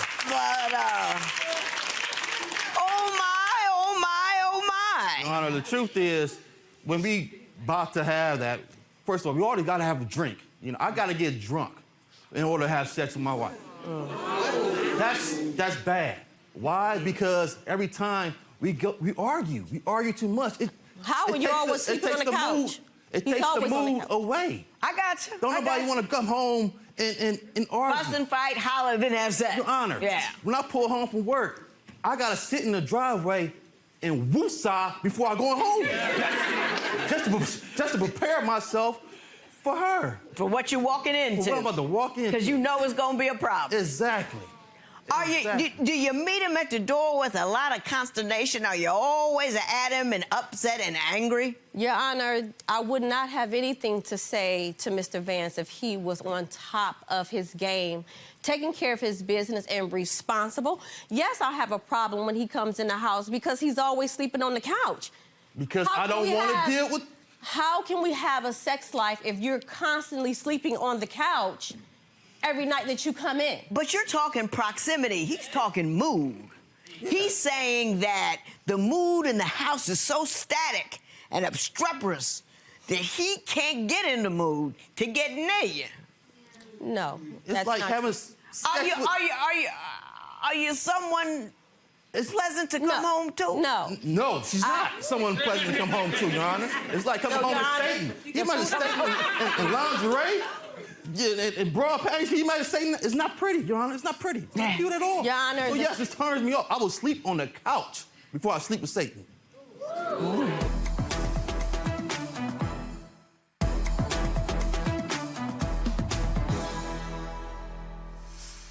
Ms. Wright, I want you to tell me about this $2,000 you're seeking to recover from Mr. Vance. It was multiple cars that Mr. Vance purchased. Do you buy too nice a car? I mean, I try to look. One that you can't afford? I do. Like I said, I'm not good with money. Yeah. I admit. That's my fault. You know, and I'm not mad at you, Mr. Vance, because I see what you're working with over here, but... Exactly. Let me just say, you know, the path of poverty is paved by ego. And you know, don't buy a car that looks good. Buy a car that works and you can afford. Who cares what you look like riding down the road? Don't reward high-end car makers and hurt your family. You see what I'm saying? It's not worth it. Nobody thinks any more of you if you show up in a high-end car and know, you know what I'm saying? Because they know you can't afford it because next week you ain't got it. You know what I mean? You hear what I'm saying? You understand what I'm saying? Ms. Wright, I'm not sure what's wrong. I don't think you demonstrated at all that he was cheating. I think you demonstrated that you're angry and insecure. I think you demonstrated that you're unhappy and unsatisfied. I don't think I've seen anything on his, but he ain't perfect. You know, he's got his flaws. He's not good with money. He's got a job that may not bring in as much as you want. Might I suggest, Ms. Wright, when you move on to the next dude, you just lighten up a little bit.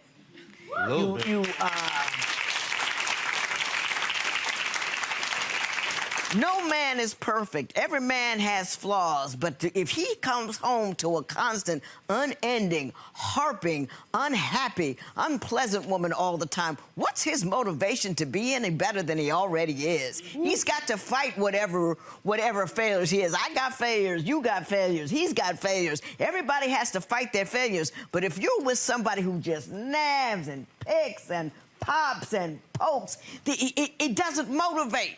It deflates. It destroys. It does not create. Don't mess up another dude. You know what I'm saying? Get a good one, treat him right. Bless his heart. Good luck to you, Mr. Vance. I think you're a good dude. And you know what I like about you? Pray for me. You admit...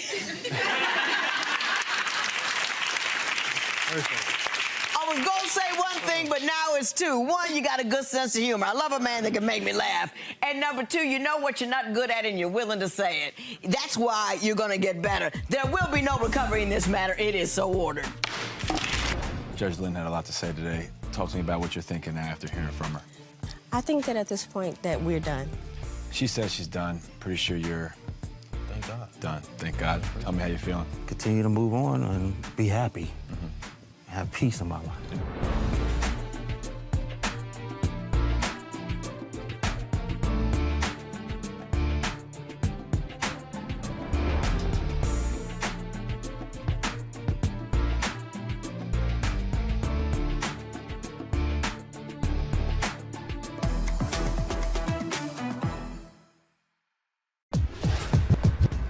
Judge, this is the case of Stay With Me. I have here a couple with a lot of history, a lot of problems, but also a lot of love. Let's see if we can get through those first two things and find out if there's enough of the love left over. Court is now in session. The Honorable Judge Lynn Toler presiding. Good day, ladies and gentlemen. I'm here today with Johnny Chambers and Henry Chambers. The two of you have been together for 19, married for 8. It appears, however, that your union is at an end. Mrs. Chambers, you would like $2,000 from Mr. Chambers, and we will discuss that momentarily. But before we do, Mrs. Chambers, let me start with you. Why don't you tell me a little bit about your marriage and why we're in divorce court here today? We're here today because I've been with this man for 19 years. And I want to save my marriage. Okay. But it's been rocky from the start. Tell me what the biggest problem is. Communication, trust. No. No. All of the above. Hang on, Mr. She hadn't even told a story yet. So there's nothing to disagree with yet. Mrs. Chambers, tell me a story. Well, from the beginning, he was in another relationship. Our first Christmas together, his cousin comes, tells me how he got another girl that he had been dating, quote, at his mother's house. So, of course, I confronted him about it. Now, keep in mind, it's our first Christmas. So he claimed she popped up and brought him some stuff for Christmas. I let it go. That's not Were you married then? No, ma'am. Okay. First year, first Christmas. First year, first Christmas. So you kind of let that one go by. Then what happened? Then, about maybe a year later. No. Hang on, you don't even know there was a year later. What do you disagree with? There was a year later, so just stop. Go ahead. I'm gonna give you a full opportunity. About a year later, washing clothes, find this chick number in his pants. So I call her, of course. So she tells me how they in this relationship and just how they was engaged, how she told me she didn't tell me that, Henri. Come on. She told me that. Yeah, I didn't say if it was true. I'm telling you what she told me. But anyway, she tells me this, so I confront him about it. He claimed one night stand at the club. No problem. Okay, let that go. He claimed one night stand at the club. Let it go. Okay, so time started to go by. She started calling, maybe a year later, all just a year or two later, just calling. He telling me, oh, we just cool, we just friends.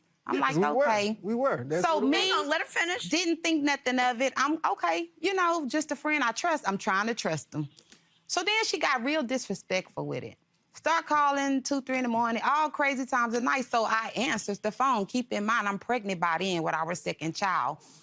About 6 months, 7 months pregnant. I answers the phone to ask her, why are you being disrespectful if y'all just friends? Really? So at this point, that's when she chose to tell me that he had been coming over, that they was more than just friends. So of course, I go home and confront him about it. And he said what? He moved out. That's a whole lot to say right there. You didn't move out. He moved out the same day. So me, Where did he go? To her house. Now that's true. Mr. Chambers, you tell me the story that you think is true. She's skipping the whole scenario. When I met her, I talked to her on the phone for 8 months. Never seen each other. Right. We just talked on the phone for 8 months. Right. So the first time I seen her was on New Year's, right? We cooked it that New Year's, everything was fine. Now, a couple of days later, I go back to kick it with her again. It's this baby there. So I'm looking at the baby. I'm like, a brand new baby at that. So I'm like, whose baby is this? Mine. So I'm like... So she didn't mention it in the 8 months. She didn't mention that she was pregnant. At all. That's the I first had thing. no plans on nothing. That's what she said. But she been sneaky. She trying to make me look like the sneak, but she been sneaky. So that's the first place. Sneaky and cheating is two different things. Stop.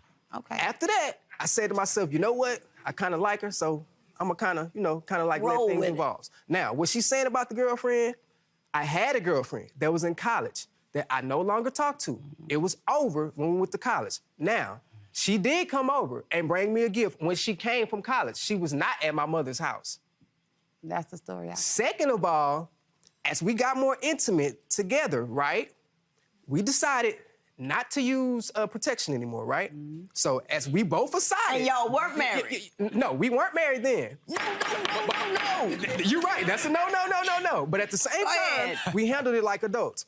We both chose that, hey, once we do this, what can happen, right? So she gets pregnant. So now as she's pregnant, instead of her sitting down and talking to me like a woman, like I talked to her like a man about her getting pregnant, she goes in my wallet. She went in my wallet, then wrote down my information, wrote down my social security number. Because he lied about his name. How did I lie about my name? You told me your name was Rashawn, and even after we decided, That's my middle name. My name is Henri Rashawn Chambers. To have that adult conversation and become more serious, I'm running around here pregnant, still thinking he Rashawn. That's not true. So of course, when I seen his real name, I wrote it down. Why else would I have? That's not true. That is true. That's not true. You're not Rashawn. You're Well, why do you think she did it if she didn't? What was she suspicious of? She had no reason to be Exactly. suspicious. I That's the whole point. She didn't have no reason to be suspicious because we had an adult conversation. She knew my name. She lying. I did not know She knew your that my name was Henri Roshan Chambers. How you gonna get pregnant? How you gonna get pregnant by a guy you don't know his from a middle fact. name? And then on top of that, You're right, but we was trying to start something. We was having adult conversations. You don't start something with a baby. That this marriage the baby is at the end. not gonna we last have been because on top of us getting married, she cheats. Oh wait, Now, Judge, can we back it up? I'm gonna get to you. Let me finish the cheating story, and then we'll move forward. When I was young, I was wild. I did things. I'll account for that. But we weren't married. I was taught that if you're not married, it's not cheating. I told her that. He got called after we got married. No. Yes. You're having a fight with her because she thinks you're with somebody else. Correct. When you leave, you go to that somebody else. Correct. That would seem to indicate that somebody else was a little more than just a friend. That one night. No. Public service announcement to the women of the world. Give it to them. Do not continue to let your random dude live in your crib. Just don't let it.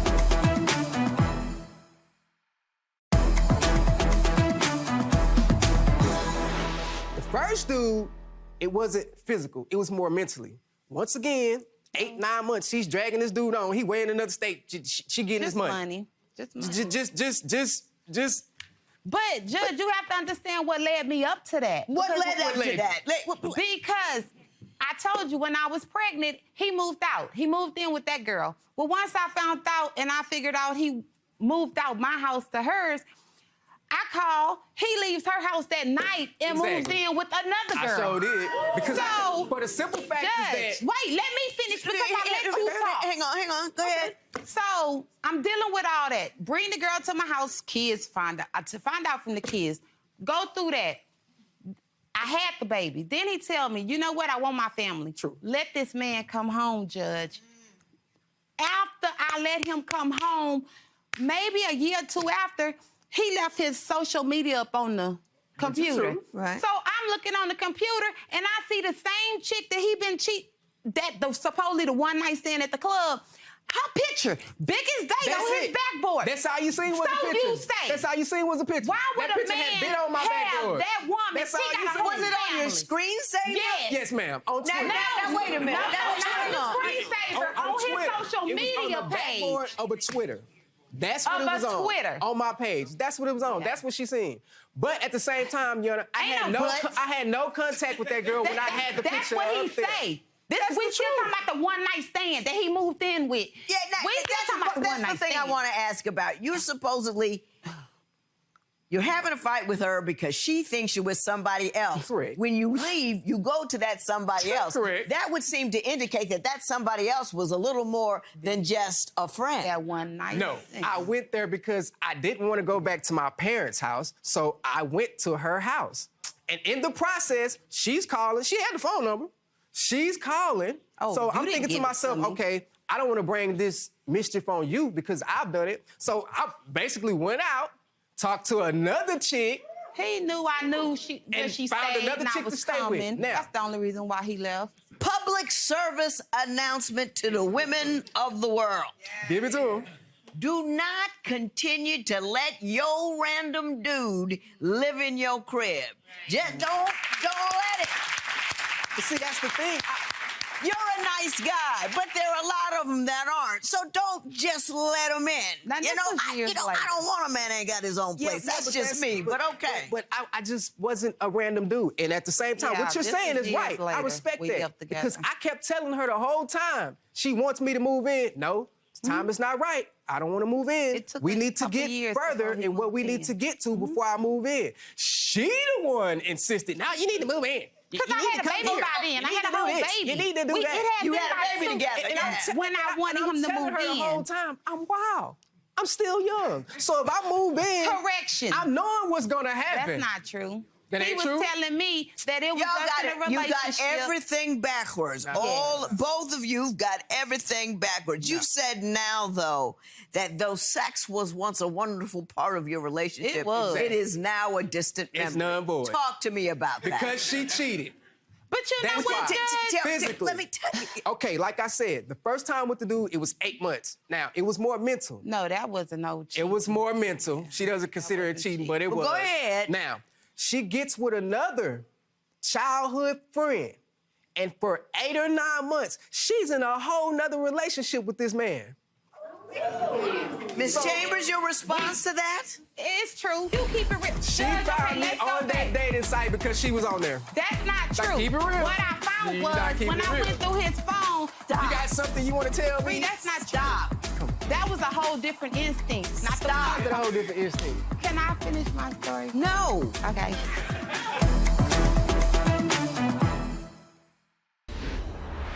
Let me tell you, when I cheated, now I was faithful to this man for like 16 plus years, and he kept cheating.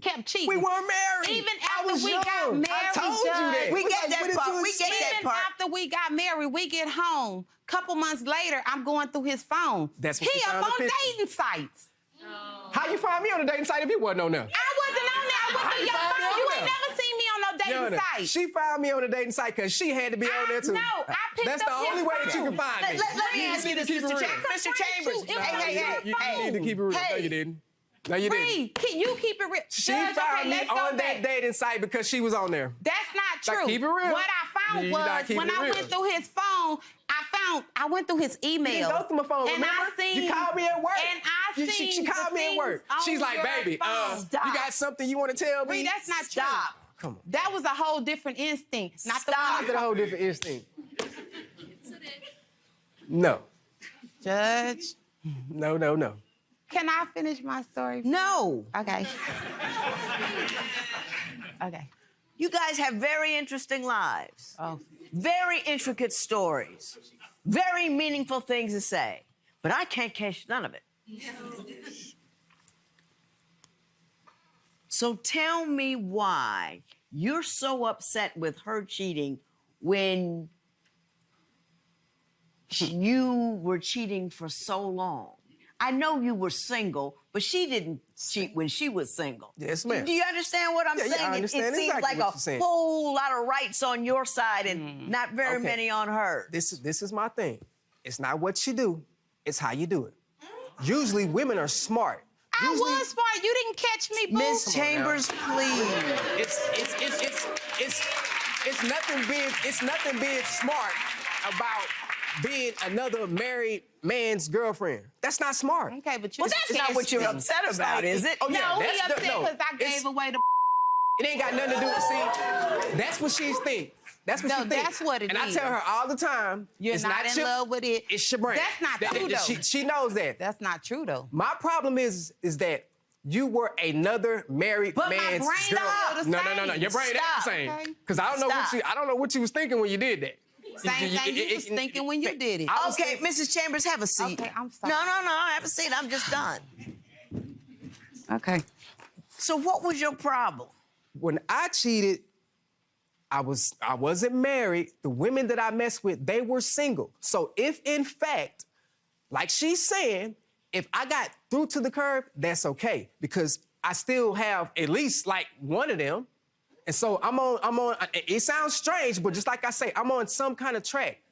The way she did it, once I found out, is like, how can I deal with that? Because we're married. If I leave this home and decide not to be with you, it's just gonna be you. When I left you, I was with another woman that still helped me take care of my kids. It's like, I lost nothing but the love of my life. That's it. I didn't bargain to lose everything. So you're saying she wasn't smart about it? At all. Listen to me. She wasn't smart about it because she didn't cheat with the dude that was lined up sufficiently to take her in should she get caught. Thank you. Oh, good Lord Jesus. Thank you. I got nothing. Because just like I say, it's not what you do, it's how you do it.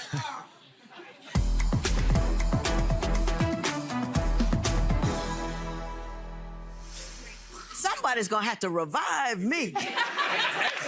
Somebody better revive her. She need revival. Somebody. That's a whole new code of conduct that I don't know nothing about. Nothing about. And I'm having trouble figuring it out. Now, Mrs. Chambers, if I allow you to come back up here, you think you can act like you got some sense?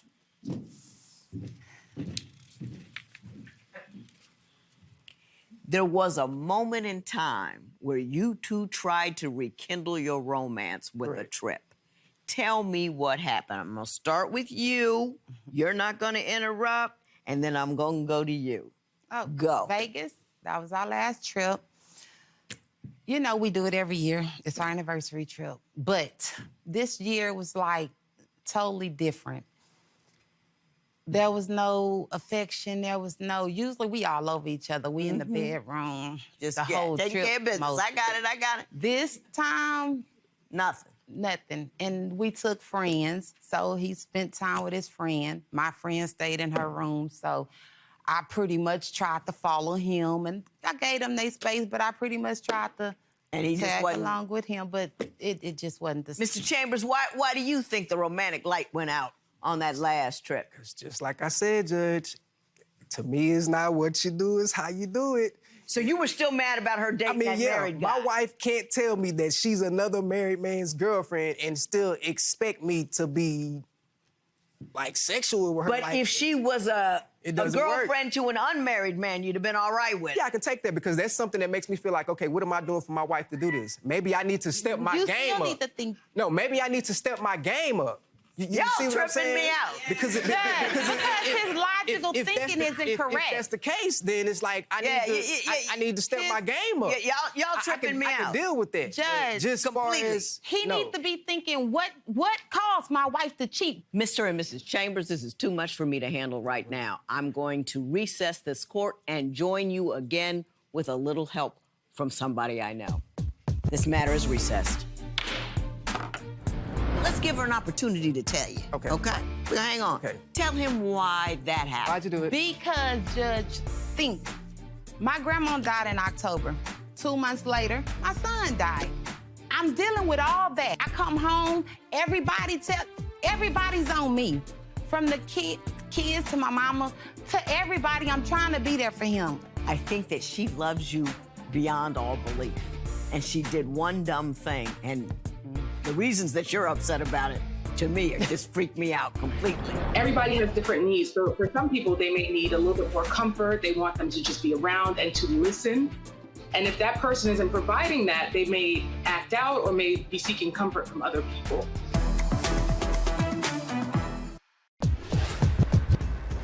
Previously on Divorce Court. So you were still mad about her dating that married guy? My wife can't tell me that she's another married man's girlfriend and still expect me to be. But if she was a girlfriend to an unmarried man, you'd have been all right with it. Court is back in session. The Honorable Judge Lynn Toler presiding. You see what I'm saying? me out. Because his logical thinking isn't correct. If that's the case, then it's like I need to step my game up.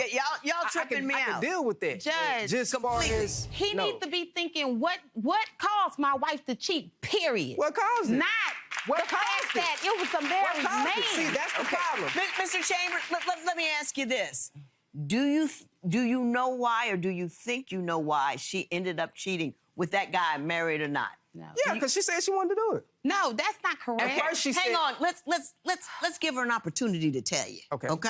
Well, hang on. Okay. Tell him why that happened. Why'd you do it? Because, Judge, think. My grandma died in October. 2 months later, my son died. I'm dealing with all that. Now, his job got him counseling. He getting all this support, but me, 3 days, back to work. Nothing. I come home, everybody's on me. From the kids to my mama, to everybody, I'm trying to be there for him. I went into depression. He can't tell you, because he don't know, he in his own world. But anyway, I fell into depression. So a couple months passed, I'm already going through it, trying to deal with all that death. Move in.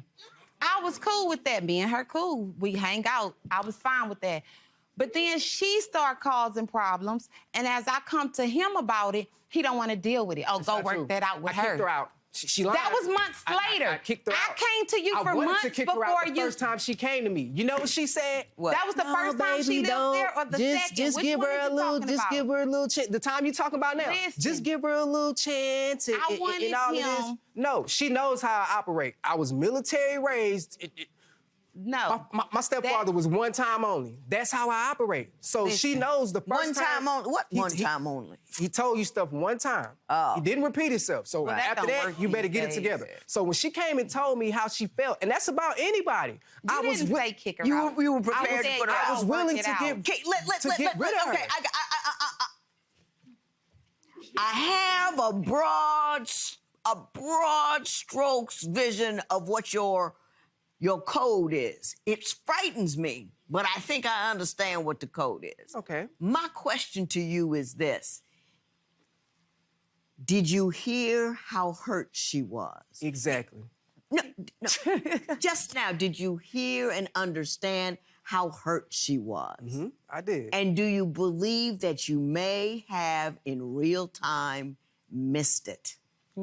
No, Your Honor, that's not true. This girl gambles. If she was so hurt, like she's saying, she was never there. That's Now, She was never there, so it's like- let me explain something to you. Let me explain That's something why to you. I started People what I did. who are so hurt, True, don't know what to do. They numb themselves. That's they true. drink, they drug, they gamble. So don't take the fact that she went out and gambled as that she wasn't upset. She was soothing herself by filling herself with something else altogether. Look at her. She's hurt. She was already a gambler. That's, I know that, but it's it like, got that's worse. The, it's like It that's the got thing. worse. So it's like It got worse. Oh, Mr. Chambers, you're not listening. It got Mr. worse? Chambers. Tell him that again. How'd it get worse? Because I stopped coming home. I used to stay at the game room That until was it the was same time for thing me you to was go to doing before work. the deaths occurred. Reed, It was the that's same. not true. Mr. Chambers. Your Honor, that's why I didn't pick up, because it was Mr. exactly the Chambers. same Wow. thing. She changed That's nothing. Okay, I'm done. Listen.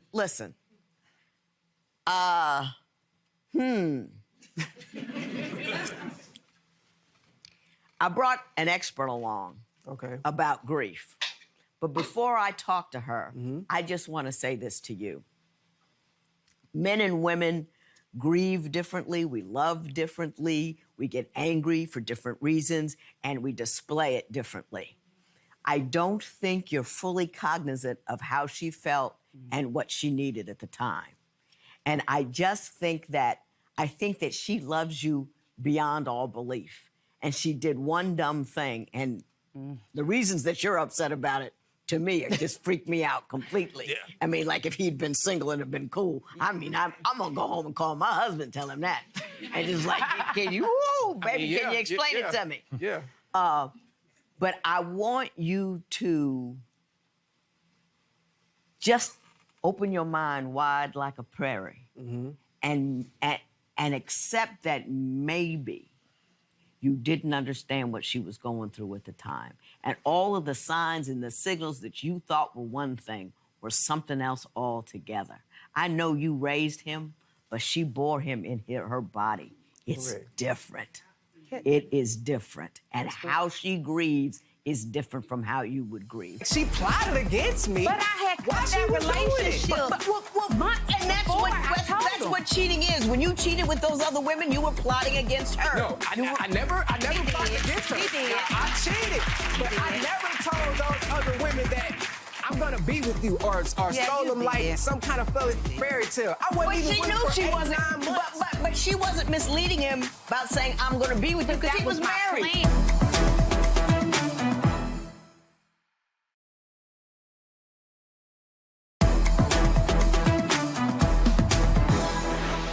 What would you like to say? I would like to say, after I made that mistake, I ended it.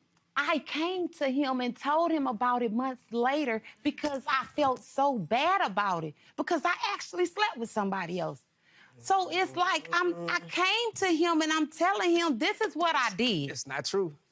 Reed. That's what you're saying, but you're not telling the truth. Well, what's they the truth? agreed to keep doing it As long as his wife didn't find out, or as long as I didn't find out, they agreed to keep doing it. So it's like she plotted against me. But I had cut that relationship months and that's before that's what cheating is. When you cheated with those other women, you were plotting against her. No, I never plotted against her. He did. Now, I cheated, but I never told those other women that I'm gonna be with you, or sold them like some kind of fairy tale. I wasn't even with her for 8-9 months. But she wasn't misleading him about saying I'm gonna be with you because he was married. There was no way she could be with him because he was already married. That ain't what she said.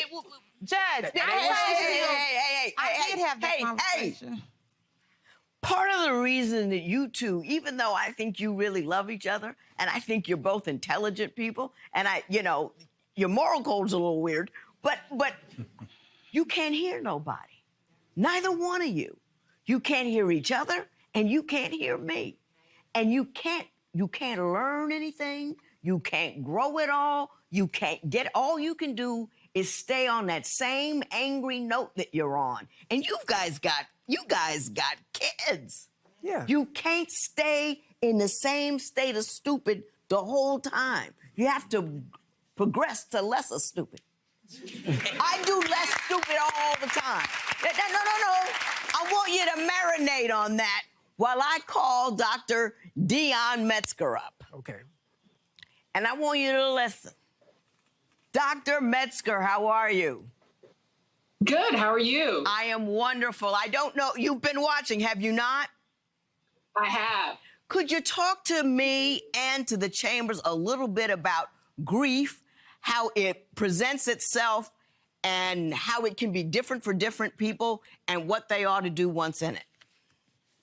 And you brought up a good point that everybody grieves differently, especially with dealing with a loss of a child. You see a lot of strain placed on the couple because everybody has different needs. So for some people, they may need a little bit more comfort. They want them to just be around and to listen. And if that person isn't providing that, they may act out or may be seeking comfort from other people. So that's one thing to pay attention to, is how your partner is grieving, because they may need a little bit more time and a little bit more listening on your end. And if you're not providing that, it may lead to them seeking it outside of the relationship. Thank you very much. What do you recommend for the Chambers from this point forward? Me and this girl were having a conversation. She hops out before she can even learn what the conversation is about. She popping the trunk. No, that's not popping the trunk. Changing her clothes because she had on the dress. I had on the dress. So she getting ready to put on fighting clothes. She pops the trunk, getting ready to change her clothes. Oh, no, I'm about to do this, I'm about to do that. And now as she's walking, I'm telling her, like hold on. That's not true. Do you have fighting clothes in your trunk that you can pop and get into should you need to fight someone? Fighting clothes, just to change the clothes. Whether or not they get married, I don't know. I mean, I know it's a deep question. I get that. But what would be your best recommendation for how to deal with the grief? Because nobody's going to grieve for that baby like those two.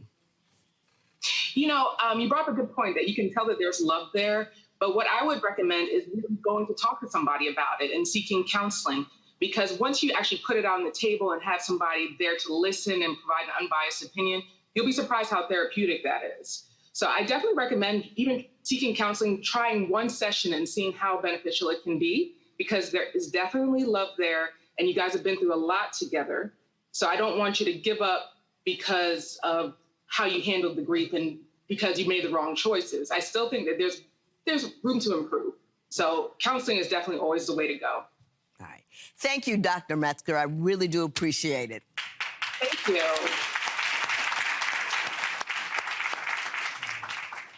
I'm going to get back to that momentarily, but I do want to address one more thing. Mr. Chambers, you say that she is a loose cannon. One night, I go out. She had just helped me purchase a vehicle, right?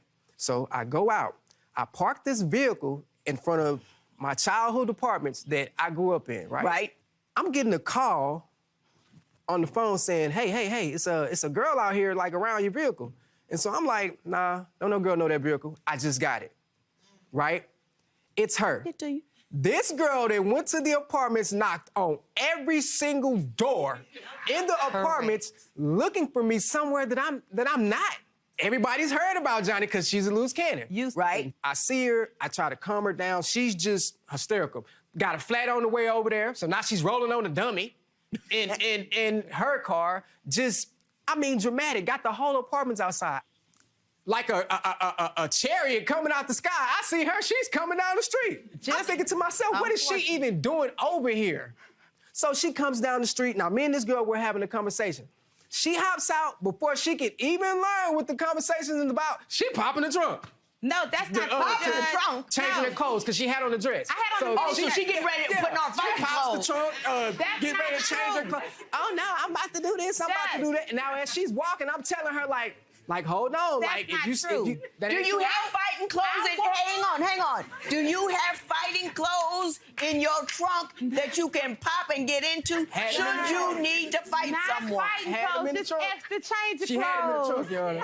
She was But ready they to go were better for around. fighting than what you had on. Because I had on a little short skirt. And you were about to go with this woman. I walked to that car. He's standing over the car door. She here, and he's standing like this. Because I know her. So I walked up. I'm waiting on him to introduce us, to say something. Right. What he say is, what you doing here? Wrong answer. Wrong answer. It was the Trunk goes up, clothes went on. And then, it went sour from there. It was already sour, Yeah, but it was okay. already Yeah. sour. You say you can't introduce her to friends and coworkers. Why is that? Because that's why. She done that so much when we were young.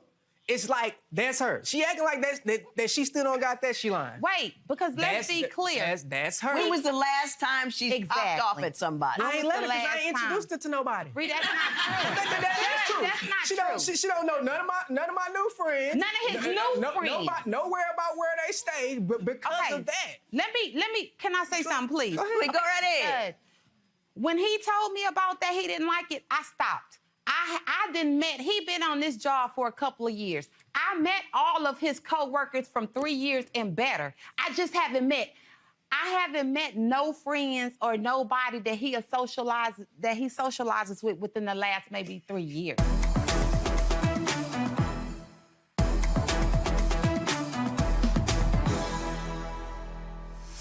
I understand there's a lot of chaos in your house, and not just between the two of you, but because you guys have a lot of people in there. Tell me who's in your house. It's a family member. If she feels like somebody's there and they're staring there and she don't feel comfortable and they disrespect her in any kind of way, right? I will throw them out without a drop of a dime. And I ain't had You that know what she problem. says? What? She'll come to me with that problem, but at the same time, she's trying to compromise for him. There's no need to compromise. But why don't you let the man throw him out of your house? His So it's family member, the most important one in the world that should be to him, he was trying to throw out before I let him even move in. Yeah, but that's his family member, so if he wants to throw him out, let him. So it's like you gotta have compassion for somebody at some point in time. Right. Throwing them out's not always the solution. Go ahead, ask you a question. I know you want to save this thing, I right? do, I love him. Do you? I do, but at the same time, Your Honor, it's like I just live by certain morals and certain codes that it just And I get that, Mr. doesn't Chamber. allow I'm me gonna. to- This is my house, so I'm gonna do what I want anyway. Yes, ma'am. You can. So codes are good, standards are good, but if you stick with the code simply because it's your code, you never get to level up.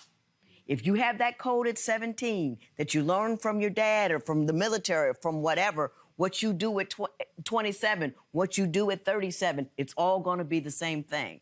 I shudder to think if I still lived by the same code that I had when I was 57, 47, 37, 27. Your code thing about how could she date a married man is the most bizarre stuff I don't ever heard in my entire life. But can you look at it this way? You cheated and cheated and cheated and cheated and cheated. She had a dramatic loss, and she cheated. One time. If you can just look at it like that. I know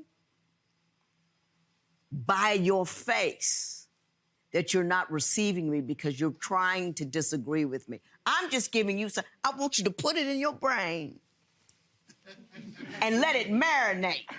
Let it saute. Think it through. right along with it. Some of the best ideas come after thought and consideration and time, not necessarily, yeah, but I got another point. You with me on that? Yes, ma'am. I got that you can't get over it. But I think that you're trying to get over it your way. You kind of have to try a new way. Everybody who tells me they've tried everything really have only tried one thing over and over and over and over and over again to varying degrees, but not anything new. If you go to grief counseling together, that would be new. Why not? You know what I'm saying? I can't give you any money, Mrs. Chambers. I just want you to be brave enough to give her a shot. But we have. I got that. I'm so done. I'm so very done. Marriage counseling? Mr. Chambers, every once in a while, you got to learn not to have the last word. Yes, ma'am. And have the next thought instead. That's all I'm trying to say. There will be no recovery in this matter. It is so ordered. I really do like you, and I like her. And I think you are a great guy, and you have great values, and you're very smart.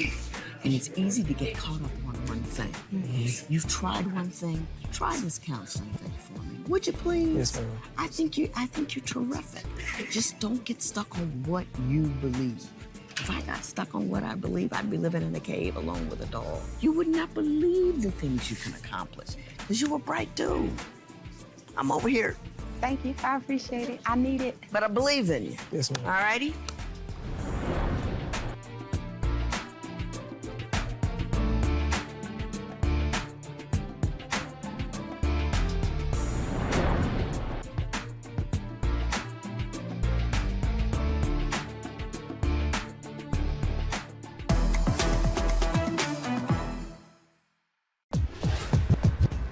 Judge, today's case, backseat of my Jeep.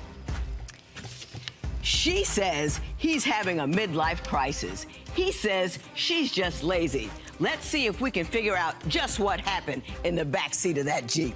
Court is now in session. The Honorable Judge Lynn Toler presiding. Good day, ladies and gentlemen. I'm here today with Kelsey Schlageter and Justin Johnson. The two of you have been together for 10 years, married for a year and a half, and you have 2 children together. Ms. Schlageter, you would like to get $2,000 from Mr. Johnson, and we're going to talk about that momentarily. But before we do, Ms. Schlageter, I'm going to start with you. Why don't you tell me a little bit about your marriage and why we're here in divorce court today? Well, it's been a struggle the whole time, and I'm sick of him cheating on me. She cheated first, Your So Honor. what had happened was, back in March 25th, he took off. Yeah. We had been married. We're married now. He took off, left me with the 2 kids, his other 2 family members in the house to support. And then he left you with his family? With his family. I didn't even bring them though. They just came. So where did you go? Do you know what time she's talking about when you took off? Not really, but I did leave. Can you be more specific to jog his memory a little bit? More details. So he took off. He said he was working on himself. I did not even try to call him. Stop. I did not even try to call him at work or bug him on the phone at all. I was being a supportive wife, letting him work on himself. In April, he came back gathering supplies from the house. I asked him back then in April, what's going on? Are you trying to move back in with me or are you trying to get a divorce? He said, I want a divorce. Then May 5th, I got the messages from his girlfriend's baby daddy, and I have the messages here. His girlfriend's baby daddy. Mm-hmm. All right. Girlfriend. So did you have a lady friend at the time that she's talking about right here? When I first left, I did not have a lady friend. She was just a coworker. Right. I left and I was doing my thing, and then I don't know, she just came along, and then I did start messing around with her, and then I stopped messing around with her, and then I tried to go home, and yeah, her baby daddy told on me. Messages are back from February, so I don't know what. That happened. So you said the following. Well, good. That's what really gets me going. Damn. I really like hearing you moan. You make it pretty difficult to control myself. I just, it happened. So that was that young lady. That was that thing, yeah. Mr. Johnson, let me ask you something. When you left to get yourself together, what were you trying to get done? I was just drinking and just trying to get my mind under control. Liquor won't help. I found that out. It don't help. Together. Me and Jack, we tried plenty of times, but it did not work out too well. It did not work out too well. No. Did you feel badly? Did you feel bad that you had left your wife and your kids with the family to go find yourself with Jack? I felt terrible about it, but, you know, I just didn't want my family to see me, you know, have that good relationship with Jack, and didn't want to put them through that, so I left. I didn't plan on cheating on her, and it just happened, you know. So. Your Honor. Was he drinking before he left? Was he no, really? he wasn't. He was sleeping all day, every day. The day I left. What are you talking about? And May 12th, when I served the paperwork of the divorce. You know what? I don't get it. She was sleeping in the back of the Jeep still. She was sleeping with her, too. Yeah. Listen, I got a picture. Hold up, Mr. Johnson. My question to you is, she slept with her too? Oh, yeah. Did you get involved with the same woman that he was involved in? Yes, this was a point. That, you know what? He shouldn't have been cheating. He should have brought her home, and we should have used her Was that a the right way. revenge cheat, or? Yes, sure was. I mean, I'm not really a lesbian, but if, you know what, I'm willing to do what I gotta do to show him that I'm an open person. I would have been willing for a threesome if he had brought the, you know, idea in the first place instead of being so sneaky and shady. Messed up, Your Honor. Mm-hmm. Are you starting could have had a good I know, time. but the wrong way, apparently. I should have just brought her home. And when she was at the house, I said, girl, what do you want? Do you want some more? And she said, no, she didn't want none of that anymore. Good. Ooh, you got dumped? I don't think so, Your Honor. For your wife. You should have saw her walk. Shame. You say he works, but he spends more than he makes.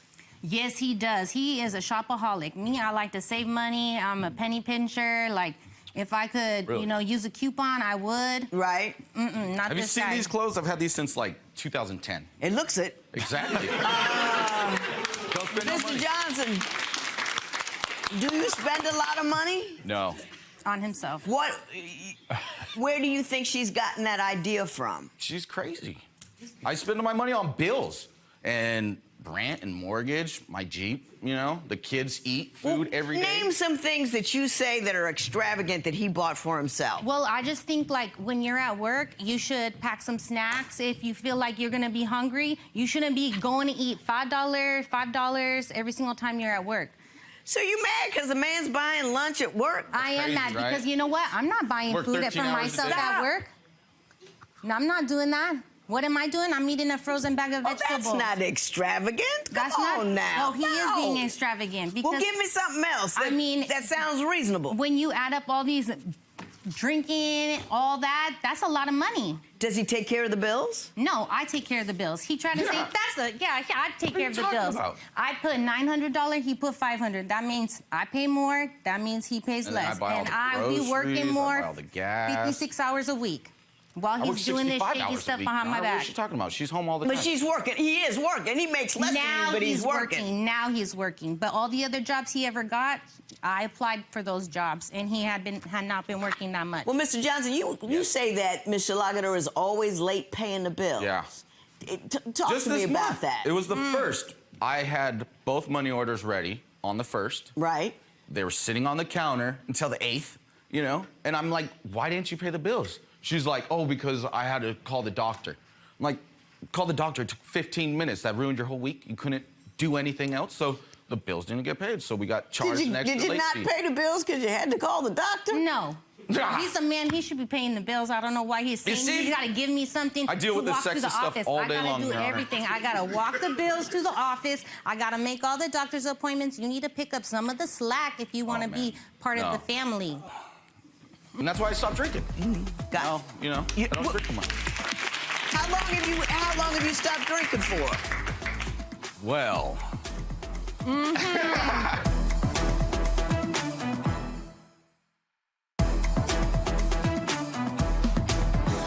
She gets rid of all my tools, you know. She gets rid of. I was going to ask you about that. She sold all these tools. Why'd she do that? Was she trying to pay bills, or she was just mad at you? No, she's just mad. I come home and my tools are gone, my clothes are gone. Why did you sell all of his tools? Because this is what had happened. What happened? When I found out about the girl, That was whatever. But on Friday, when my paycheck got direct deposit straight into the account that we shared, and I went to go get my money out, $200 was already taken out. $200, you know. It's like, for what? To spend The on your bills. girlfriend? No. You were sleeping Credit in card. your Jeep at the time. You And I was weren't at paying the credit house. card bills And I still. had to tell him that we live paycheck by paycheck. So for you to take $200 out the household, that is a lot.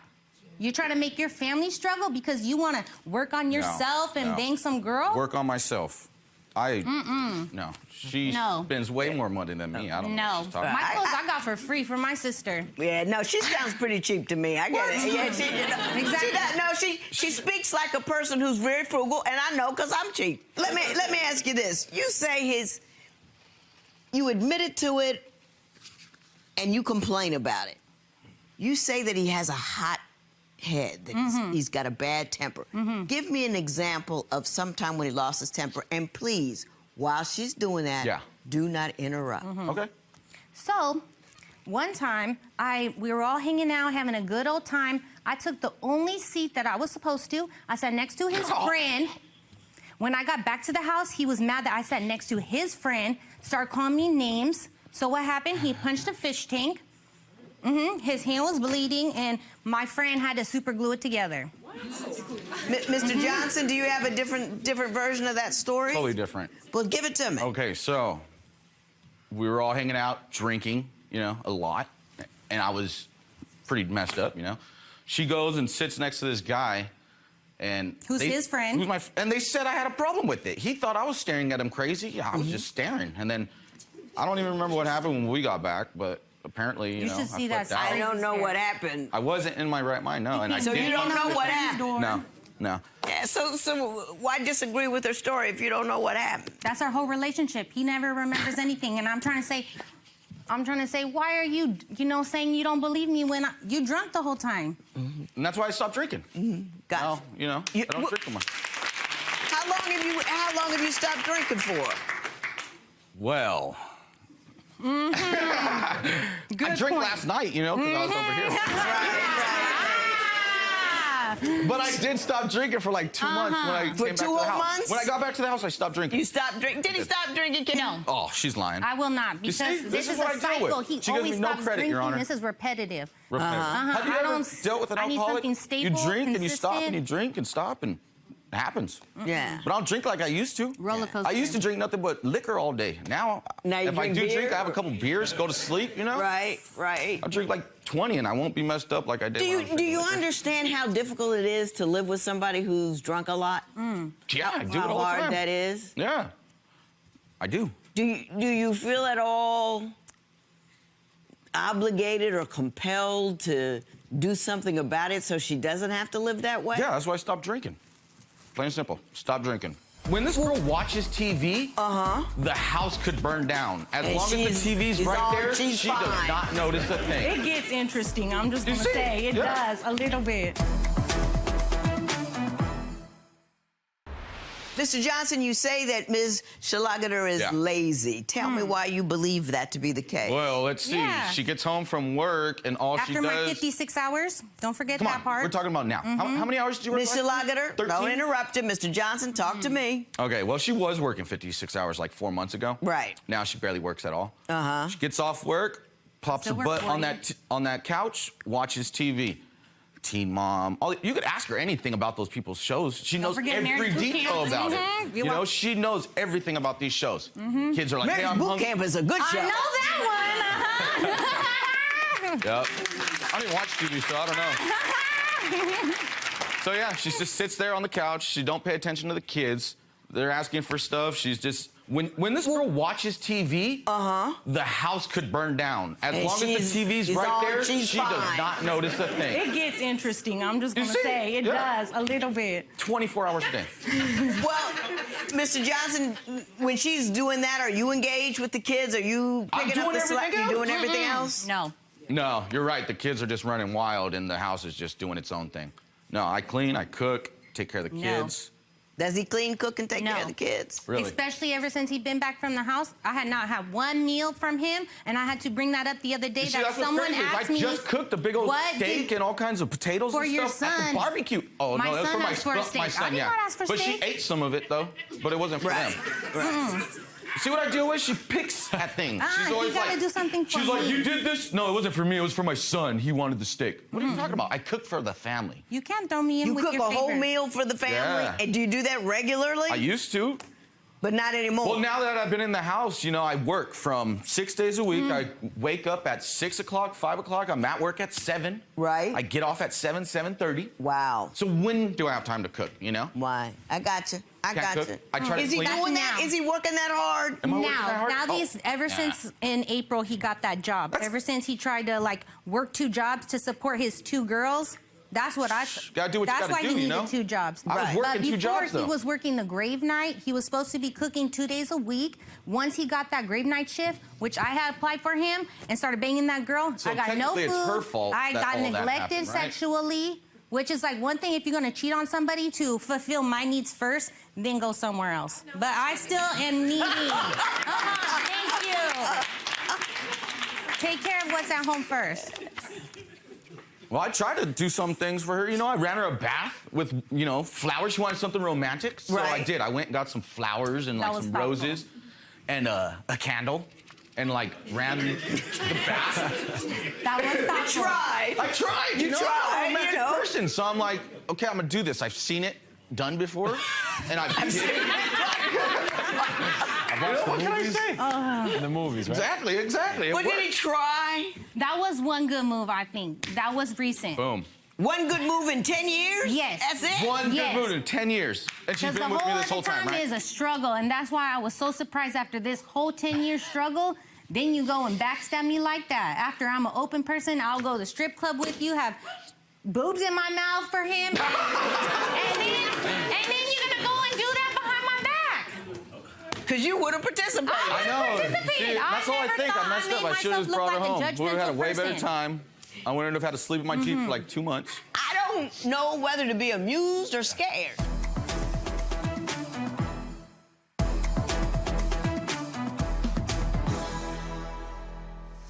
You're asking for $2,000. Why don't you tell me why you believe I should award you $2,000 from Mr. Johnson? Well, he had agreed to get me this LASIK eye surgery after he got his last tattoo on his side. How much did that cost? Okay, but that was still the I drove her to agreement? Arizona. Okay, I got out. This was when I was working graveyard. Were you having an affair at the that time I was not. Yes, No. you were. She keeps saying I was, yes, but you I was were. living in the That house. was March 21st, I didn't sleep with and this- those text She's got messages all are the from dates. February. The 16th says, I love you, babe. What is it you're looking to do at this juncture? Are you done with it? Are you I'm want not a to? quitter. We got a family. We got bills. We got a house. You gonna we got try to work cars. it out? I've been trying, yeah. Well, what do you think she needs to change? Clean more, watch TV less, you know, help cook more, take care of the kids, pay more attention to the kids. I think you need to do something before you start asking more from me. I do it all. No. I do You need to everything. have some Since I've ambition, been you back, need to I plan work family 65 trips. hours a week. I come home, hang out with the kids. My one day off, we do something. We go swimming, we go somewhere. I've been asking to go camping for 10 years since the day I met him. I still have not been camping. You haven't taken a He camping? sold the 110 we got. He sold it, not me. I asked him since he's been I back. still if don't he's ever understand looked the up into camping $2,000. Where's that coming from, you know? Yeah, Why should he she went get to. $2,000? He took you to Arizona. Mm-hmm. Bam. You put that procedure on a credit card. Why does he owe you $2,000? Because this was a marriage agreement. He said that after he got that tattoo, that So why should this you was get supposed to another even come $2,000? from our taxes. This wasn't even supposed to be put on a card. But he was out there banging some chick, spending all the money on her. You wanna know what I taking her spent my out, money driving on? That to Jeep, the Your Honor. beach with her That instead Jeep. of taking your kids She to the drove beach. me to the beach. I didn't even drive. So is that the Jeep? That's the Jeep. Yep. That's the Jeep. What was happening in the Jeep? A lot of amazing things. Now, what's that there? Oh, That is my blanket that she made for me. and it says KJ Yeah. with the heart, and he was sleeping So see, with she that says girl I'm banging a chick with that in blanket. my Jeep with my. So blanket. you were having sex with the other woman in the back seat of the Jeep with the blanket she gave you? I was using that that blanket to cover my body because I was cold. Where y'all live? What California? Hemet. Hemet? Yeah. out in the ghetto. desert. I'm never going to Hemet. Don't go there. Go to Hemet. Don't go there. Don't go there. Y'all scaring me to death. I don't know what's going on. Oh, between you the should two meet of you. everybody else. I don't know where you are. I don't know what you're doing. I don't know why you think he owes you $2,000. I can't deal even with this figure every it out day. in my head why you do that. I think you two should stay together. You know what I mean? Bam. Keep each other off the street. Yep. It'll be good for everybody. Exactly. There will be no recovery in this matter. It's so ordered. Boom.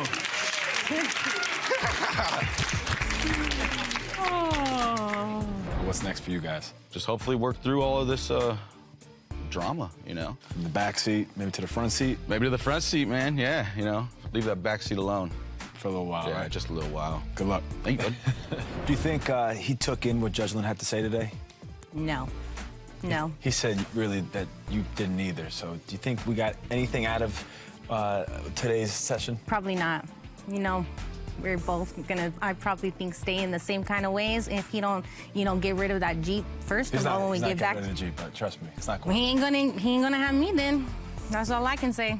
All right, good luck to you. Thank you.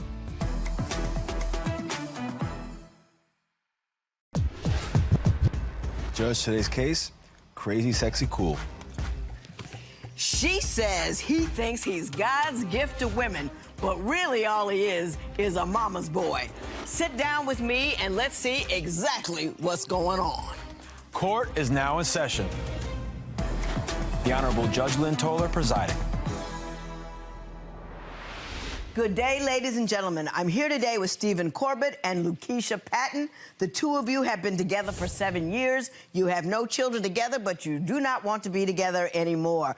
Mr. Corbett, you want Ms. Patton to reimburse you for $1,600 for a 2005 Chevy Impala, and we're going to talk about that momentarily. But before we do, Mr. Corbett, I'm going to start with you. Why don't you tell me a little bit about your relationship and why you're here today? First of all, Your Honor, Keisha, my fiance, she's got a very beautiful personality, but at the same time, she's like Lisa Left Eye Lopez. She's crazy, sexy, cool, but at the same time, she'll literally burn your house down. I will burn your house down? Okay, Mr. Corbett, give me some stories. Yeah, let me just give you an show that to example. me. You know, for instance, my mom and her, they physically have gotten into physical altercations. They have a very tumultuous relationship. Well, it started off we had a scenario. It was her daughter's baby shower. So Keisha needed a little help as far as buying some of the items for the baby shower. My mother assisted buying some of the food and buying some of the condiments for the shower. They actually were in the kitchen. Stop. They're in the kitchen cooking together. You know, this is like a dream come true. My mom and my fiance, they're cooking, having a good time. Right. Everything's wonderful. We're delivering food to the place. My sister allowed us to rent out a facility in her apartment building, which never happens. I can't even rent out the facility. But my sister rolled out the red carpet. So here we are. We had all the guests came. It was very beautiful. Her daughter was there. Everything was nice. And so they had purchased, my mom had helped purchase a cake for the occasion. And after everybody was eating, they were about to leave. And my mom noticed that no one was grabbing the cake. So she's like, hey, come on, everybody, here's the cake or what have you. And it was almost like at that moment, Keisha just transformed. And was like, I'm gonna get to you. Wanted to get to fist fight over my mom passing out the cake that people were walking past, and I'm trying to figure out where is this coming from. And so they delivered, they fixed the cake, they passed it out. So at the end of it, she wanted me to take her girlfriend home, which I'd already brought my mom to the place. So I was gonna take my mom home first before anybody. So I let her know that. Next thing you know, Keisha comes into the room, picks up a chair, and is gonna throw it at my mother. I'm like, what's going on here? And so my sister basically said, no, you guys could never come back here to have anything. And all it just, from there. You just embarrassed her, right? Yeah. Ms. Patton, now tell me about that incident. What's your version of that event? Your Honor, my version of that is Steve mom was trying to take over my daughter's baby shower. She didn't ask if it was okay to cut the cake, and she did not buy that cake. I got that cake specially made by Kathy. So then She, like the food, she was late bringing the food. When people here to eat and stuff like that, you getting the games and stuff started. She just wanted to take over the whole baby shower. She even had the audacity, Your Honor, to tell me if I don't do pastel colors, she not doing it. She helping me with the baby shower. How can you, I know you don't have no grandkids right now, and sometimes you want my kids to be, you claim them as your grandkids, but then when me and Steve is into it, you want to not, those ain't his kids. So it's like, make up your mind what, you trying to take over my daughter's baby shower.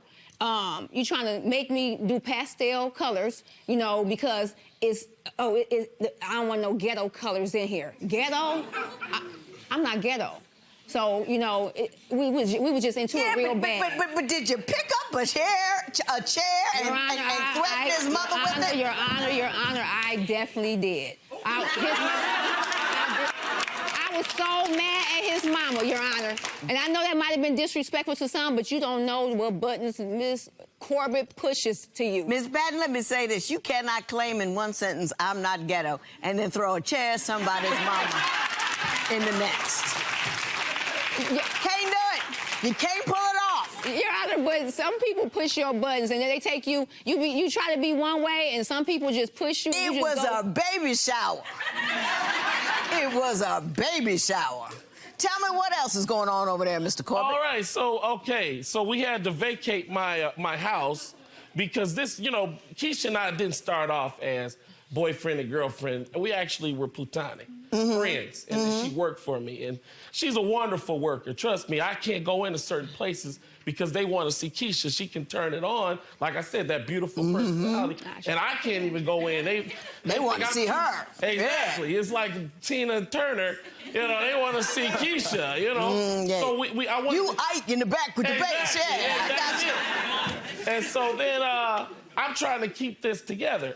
And so then she had a friend that kept trying to get in between us, saying I was trying to pimp her out and I'm not paying her enough on time and she should go on her own and all kinds of things. What I was trying to do was keep it platonic. So whenever Keisha would ask, she would need a favor here and there, I would help her. She would need this, I would help her. Then she needed a place to stay, so I let her move in with me. So she lived with me for a couple of years. There was no hanky-panky, but then I told her, I said, look, don't let the guy know that, I might have liked you or something, or let him know I'm your cousin, so he won't ask any questions. So she tells him, oh, yeah, he likes me and all this kind of stuff. So then he was trying to get her to quit the company. So then she was living with me. She didn't want to work, and she wasn't trying to pay no bills. Right. All because of what this guy was saying. Okay. So that made our home situation volatile. Now, Ms. Patton, I understand you have a problem with one Angela Perkins, his ex-girlfriend and best friend. Your Honor. Tell me why you have a problem with her, and while you doing that, you go get her. I'm gonna tell you, Your Honor, why I have a problem with Miss Angela. I've never met her. This will be my first time meeting this. Whoa! Oh, not in here. Not in here. Yeah. Miss, I'm not ghetto. But as far as... Talking like you're his woman. This is the stuff I go through, and that's exactly why I don't like her.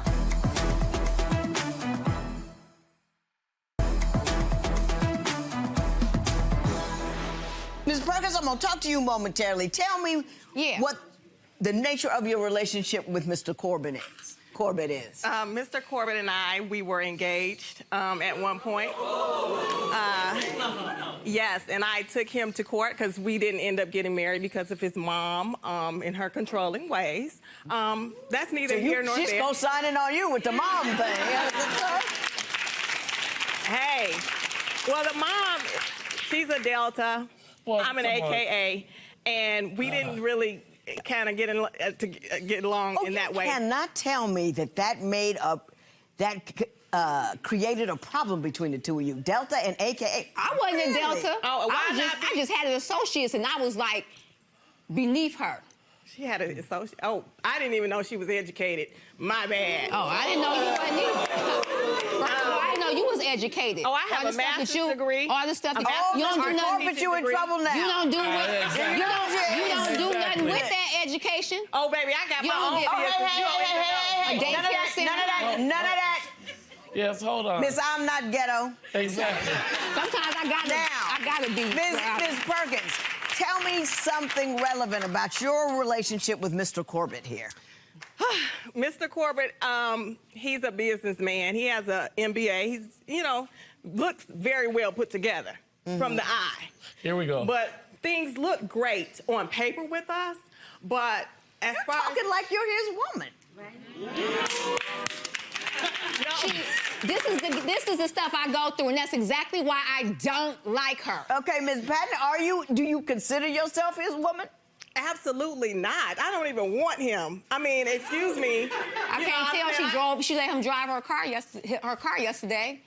Hang on, Ms. Patton. Go ahead. Why are you telling me how compatible you two look on paper? I was trying to give you a little background, kind of, just to kind of get familiar with. Well, let's get in the foreground now. Okay.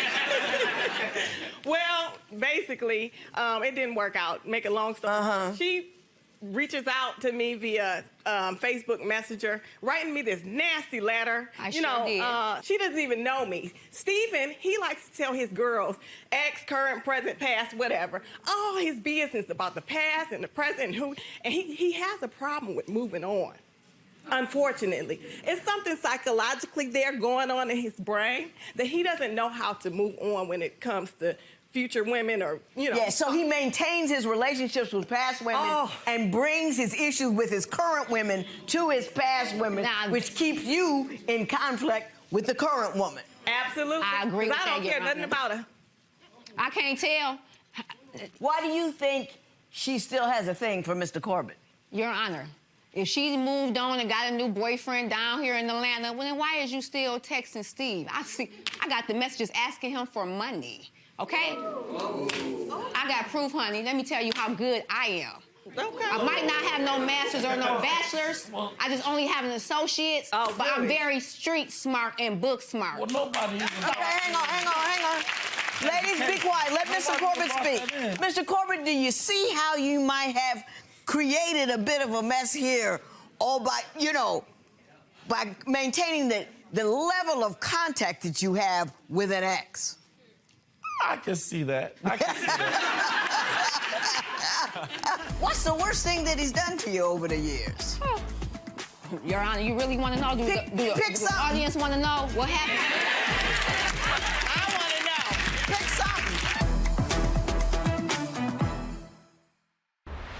But she maintains contact with her ex. Does she really? Yeah. Do I? Yeah. Does it bother you? What is she doing? It bothered me tremendously. Well, tell me what happened. Well, it was a particular Valentine's Day where I had, reservations for our favorite restaurant. Yeah. And I had some flowers, and I was really, I hadn't gotten a ring yet, but pretty much on the road to getting a ring. And so then she tells me. She's over in ex's house, spent the night over there, and I can't just contact her when I want to contact her. Did you ignore him on Valentine's Day and sleep over your ex's house? It's like when you plan stuff with Steve, it's not always that day. He wants to plan it on his time when he feel like it. This is Valentine's Day. Hang on, go ahead. He wants to plan stuff when it's like convenient for him. Valentine's Day. I got that part. Go ahead. He wants to plan it when it's convenient for him, not knowing what you have to do or anything like that. So let me tell you what I did. I put my phone on vibrate. I went over to my friend's house, wasn't Sean, so let's get the story straight. I sat there, nothing happened. A friend of mine that have helped Steve in the past, have taken Steve places. He has his own transportation company. He didn't turn Steve on to doing his own transportation. So now Steve has his own transportation company. But a friend of mine, still a friend of mine, ain't kicked it with over 10 years, honest to God. He's just a friend of mine. He knows everything I've been through, and he don't want me to date Steve because of all the stuff that Steve has done to me over the years that I've dated him, engaged to him, and stuff like that. He said, Keisha, you deserve better. What's the worst thing that he's done to you over the years? Your Honor, you really want to know? Do the audience want to know what happened? I want to know. Pick something. Okay.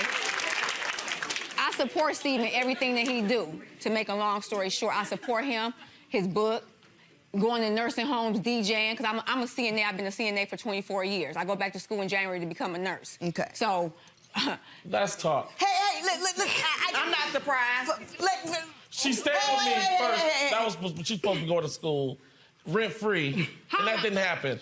I'm not interested in, you know, although I am pleased that... Stop.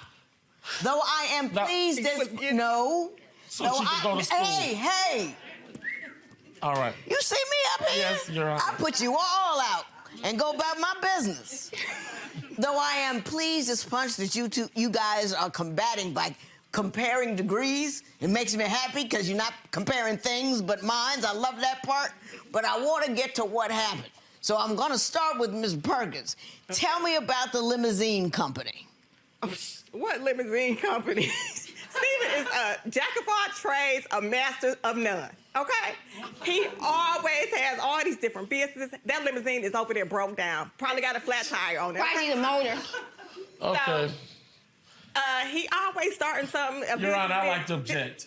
Okay? I'm gonna stand up for myself. What you on? I gotta stand up for myself. I'm gonna let you. Hey. I'm gonna object. I'm gonna sit you down in a minute. I'm gonna object, Your Honor. I gotta object on this. You can't object. Let me When ask she you. was Hey. I'm ready to put y'all out. All right. Here we go. Is there a point to that story? Just the fact that he never takes care of his business and his money is not coming in like he's saying it in. He takes his workers. He does what he does with her. That's how he got me. He came with me talking about, oh, you're a great worker. You could be an intern with me and DJ. I started liking him. Oh, he starts talking about marriage. We both started talking about marriage. Want to work it out. Didn't work. Okay, move on. Keep it moving. Steven cannot move on. So I got you. So Steven wants to object and tell me something. So Mr. Corbett, go right ahead. I mean, I guess if you don't have an Escalade and you got $50 million in the bank, you don't have a business. That is not true. I guess that's the piece. Ms. Patton? When we started, that was when I was beginning my transportation business. She hasn't seen my vans that I have. I've got 2 vans and 2 buses. And I move seniors around. Mm-hmm. That took time to develop. Right. So cars break down and you fix them. Right. They told you far away. You were naked, running down the street. Hey, that's more. I My daughter's looking out like, I want to understand that was a van of mine. Stop. Ridiculous. Stop. Ms. Perkins, have a seat, because you're just confusing me. Yeah.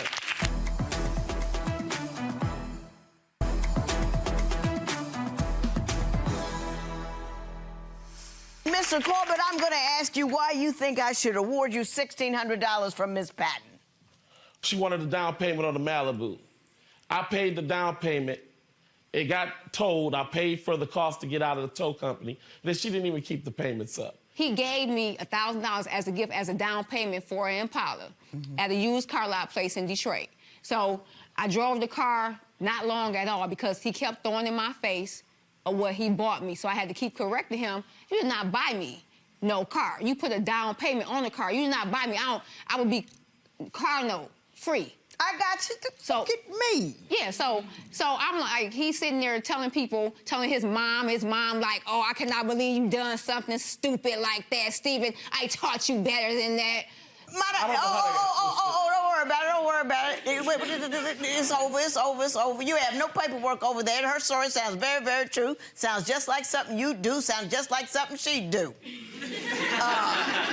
Y'all got to worry. Y'all got to stop worrying about status.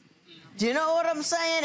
Everybody's status. I'm this. I'm not ghetto. I'm this. I got this. I got that. All that's got to. The best money is quiet money. The best money is the money ain't nobody know you got.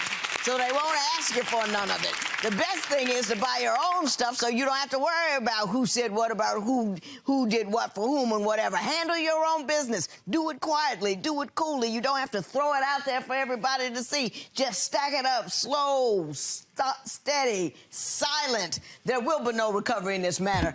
It is so ordered. Are you officially calling it off? He got some major work to do, and I mean major work to do, because I don't trust him.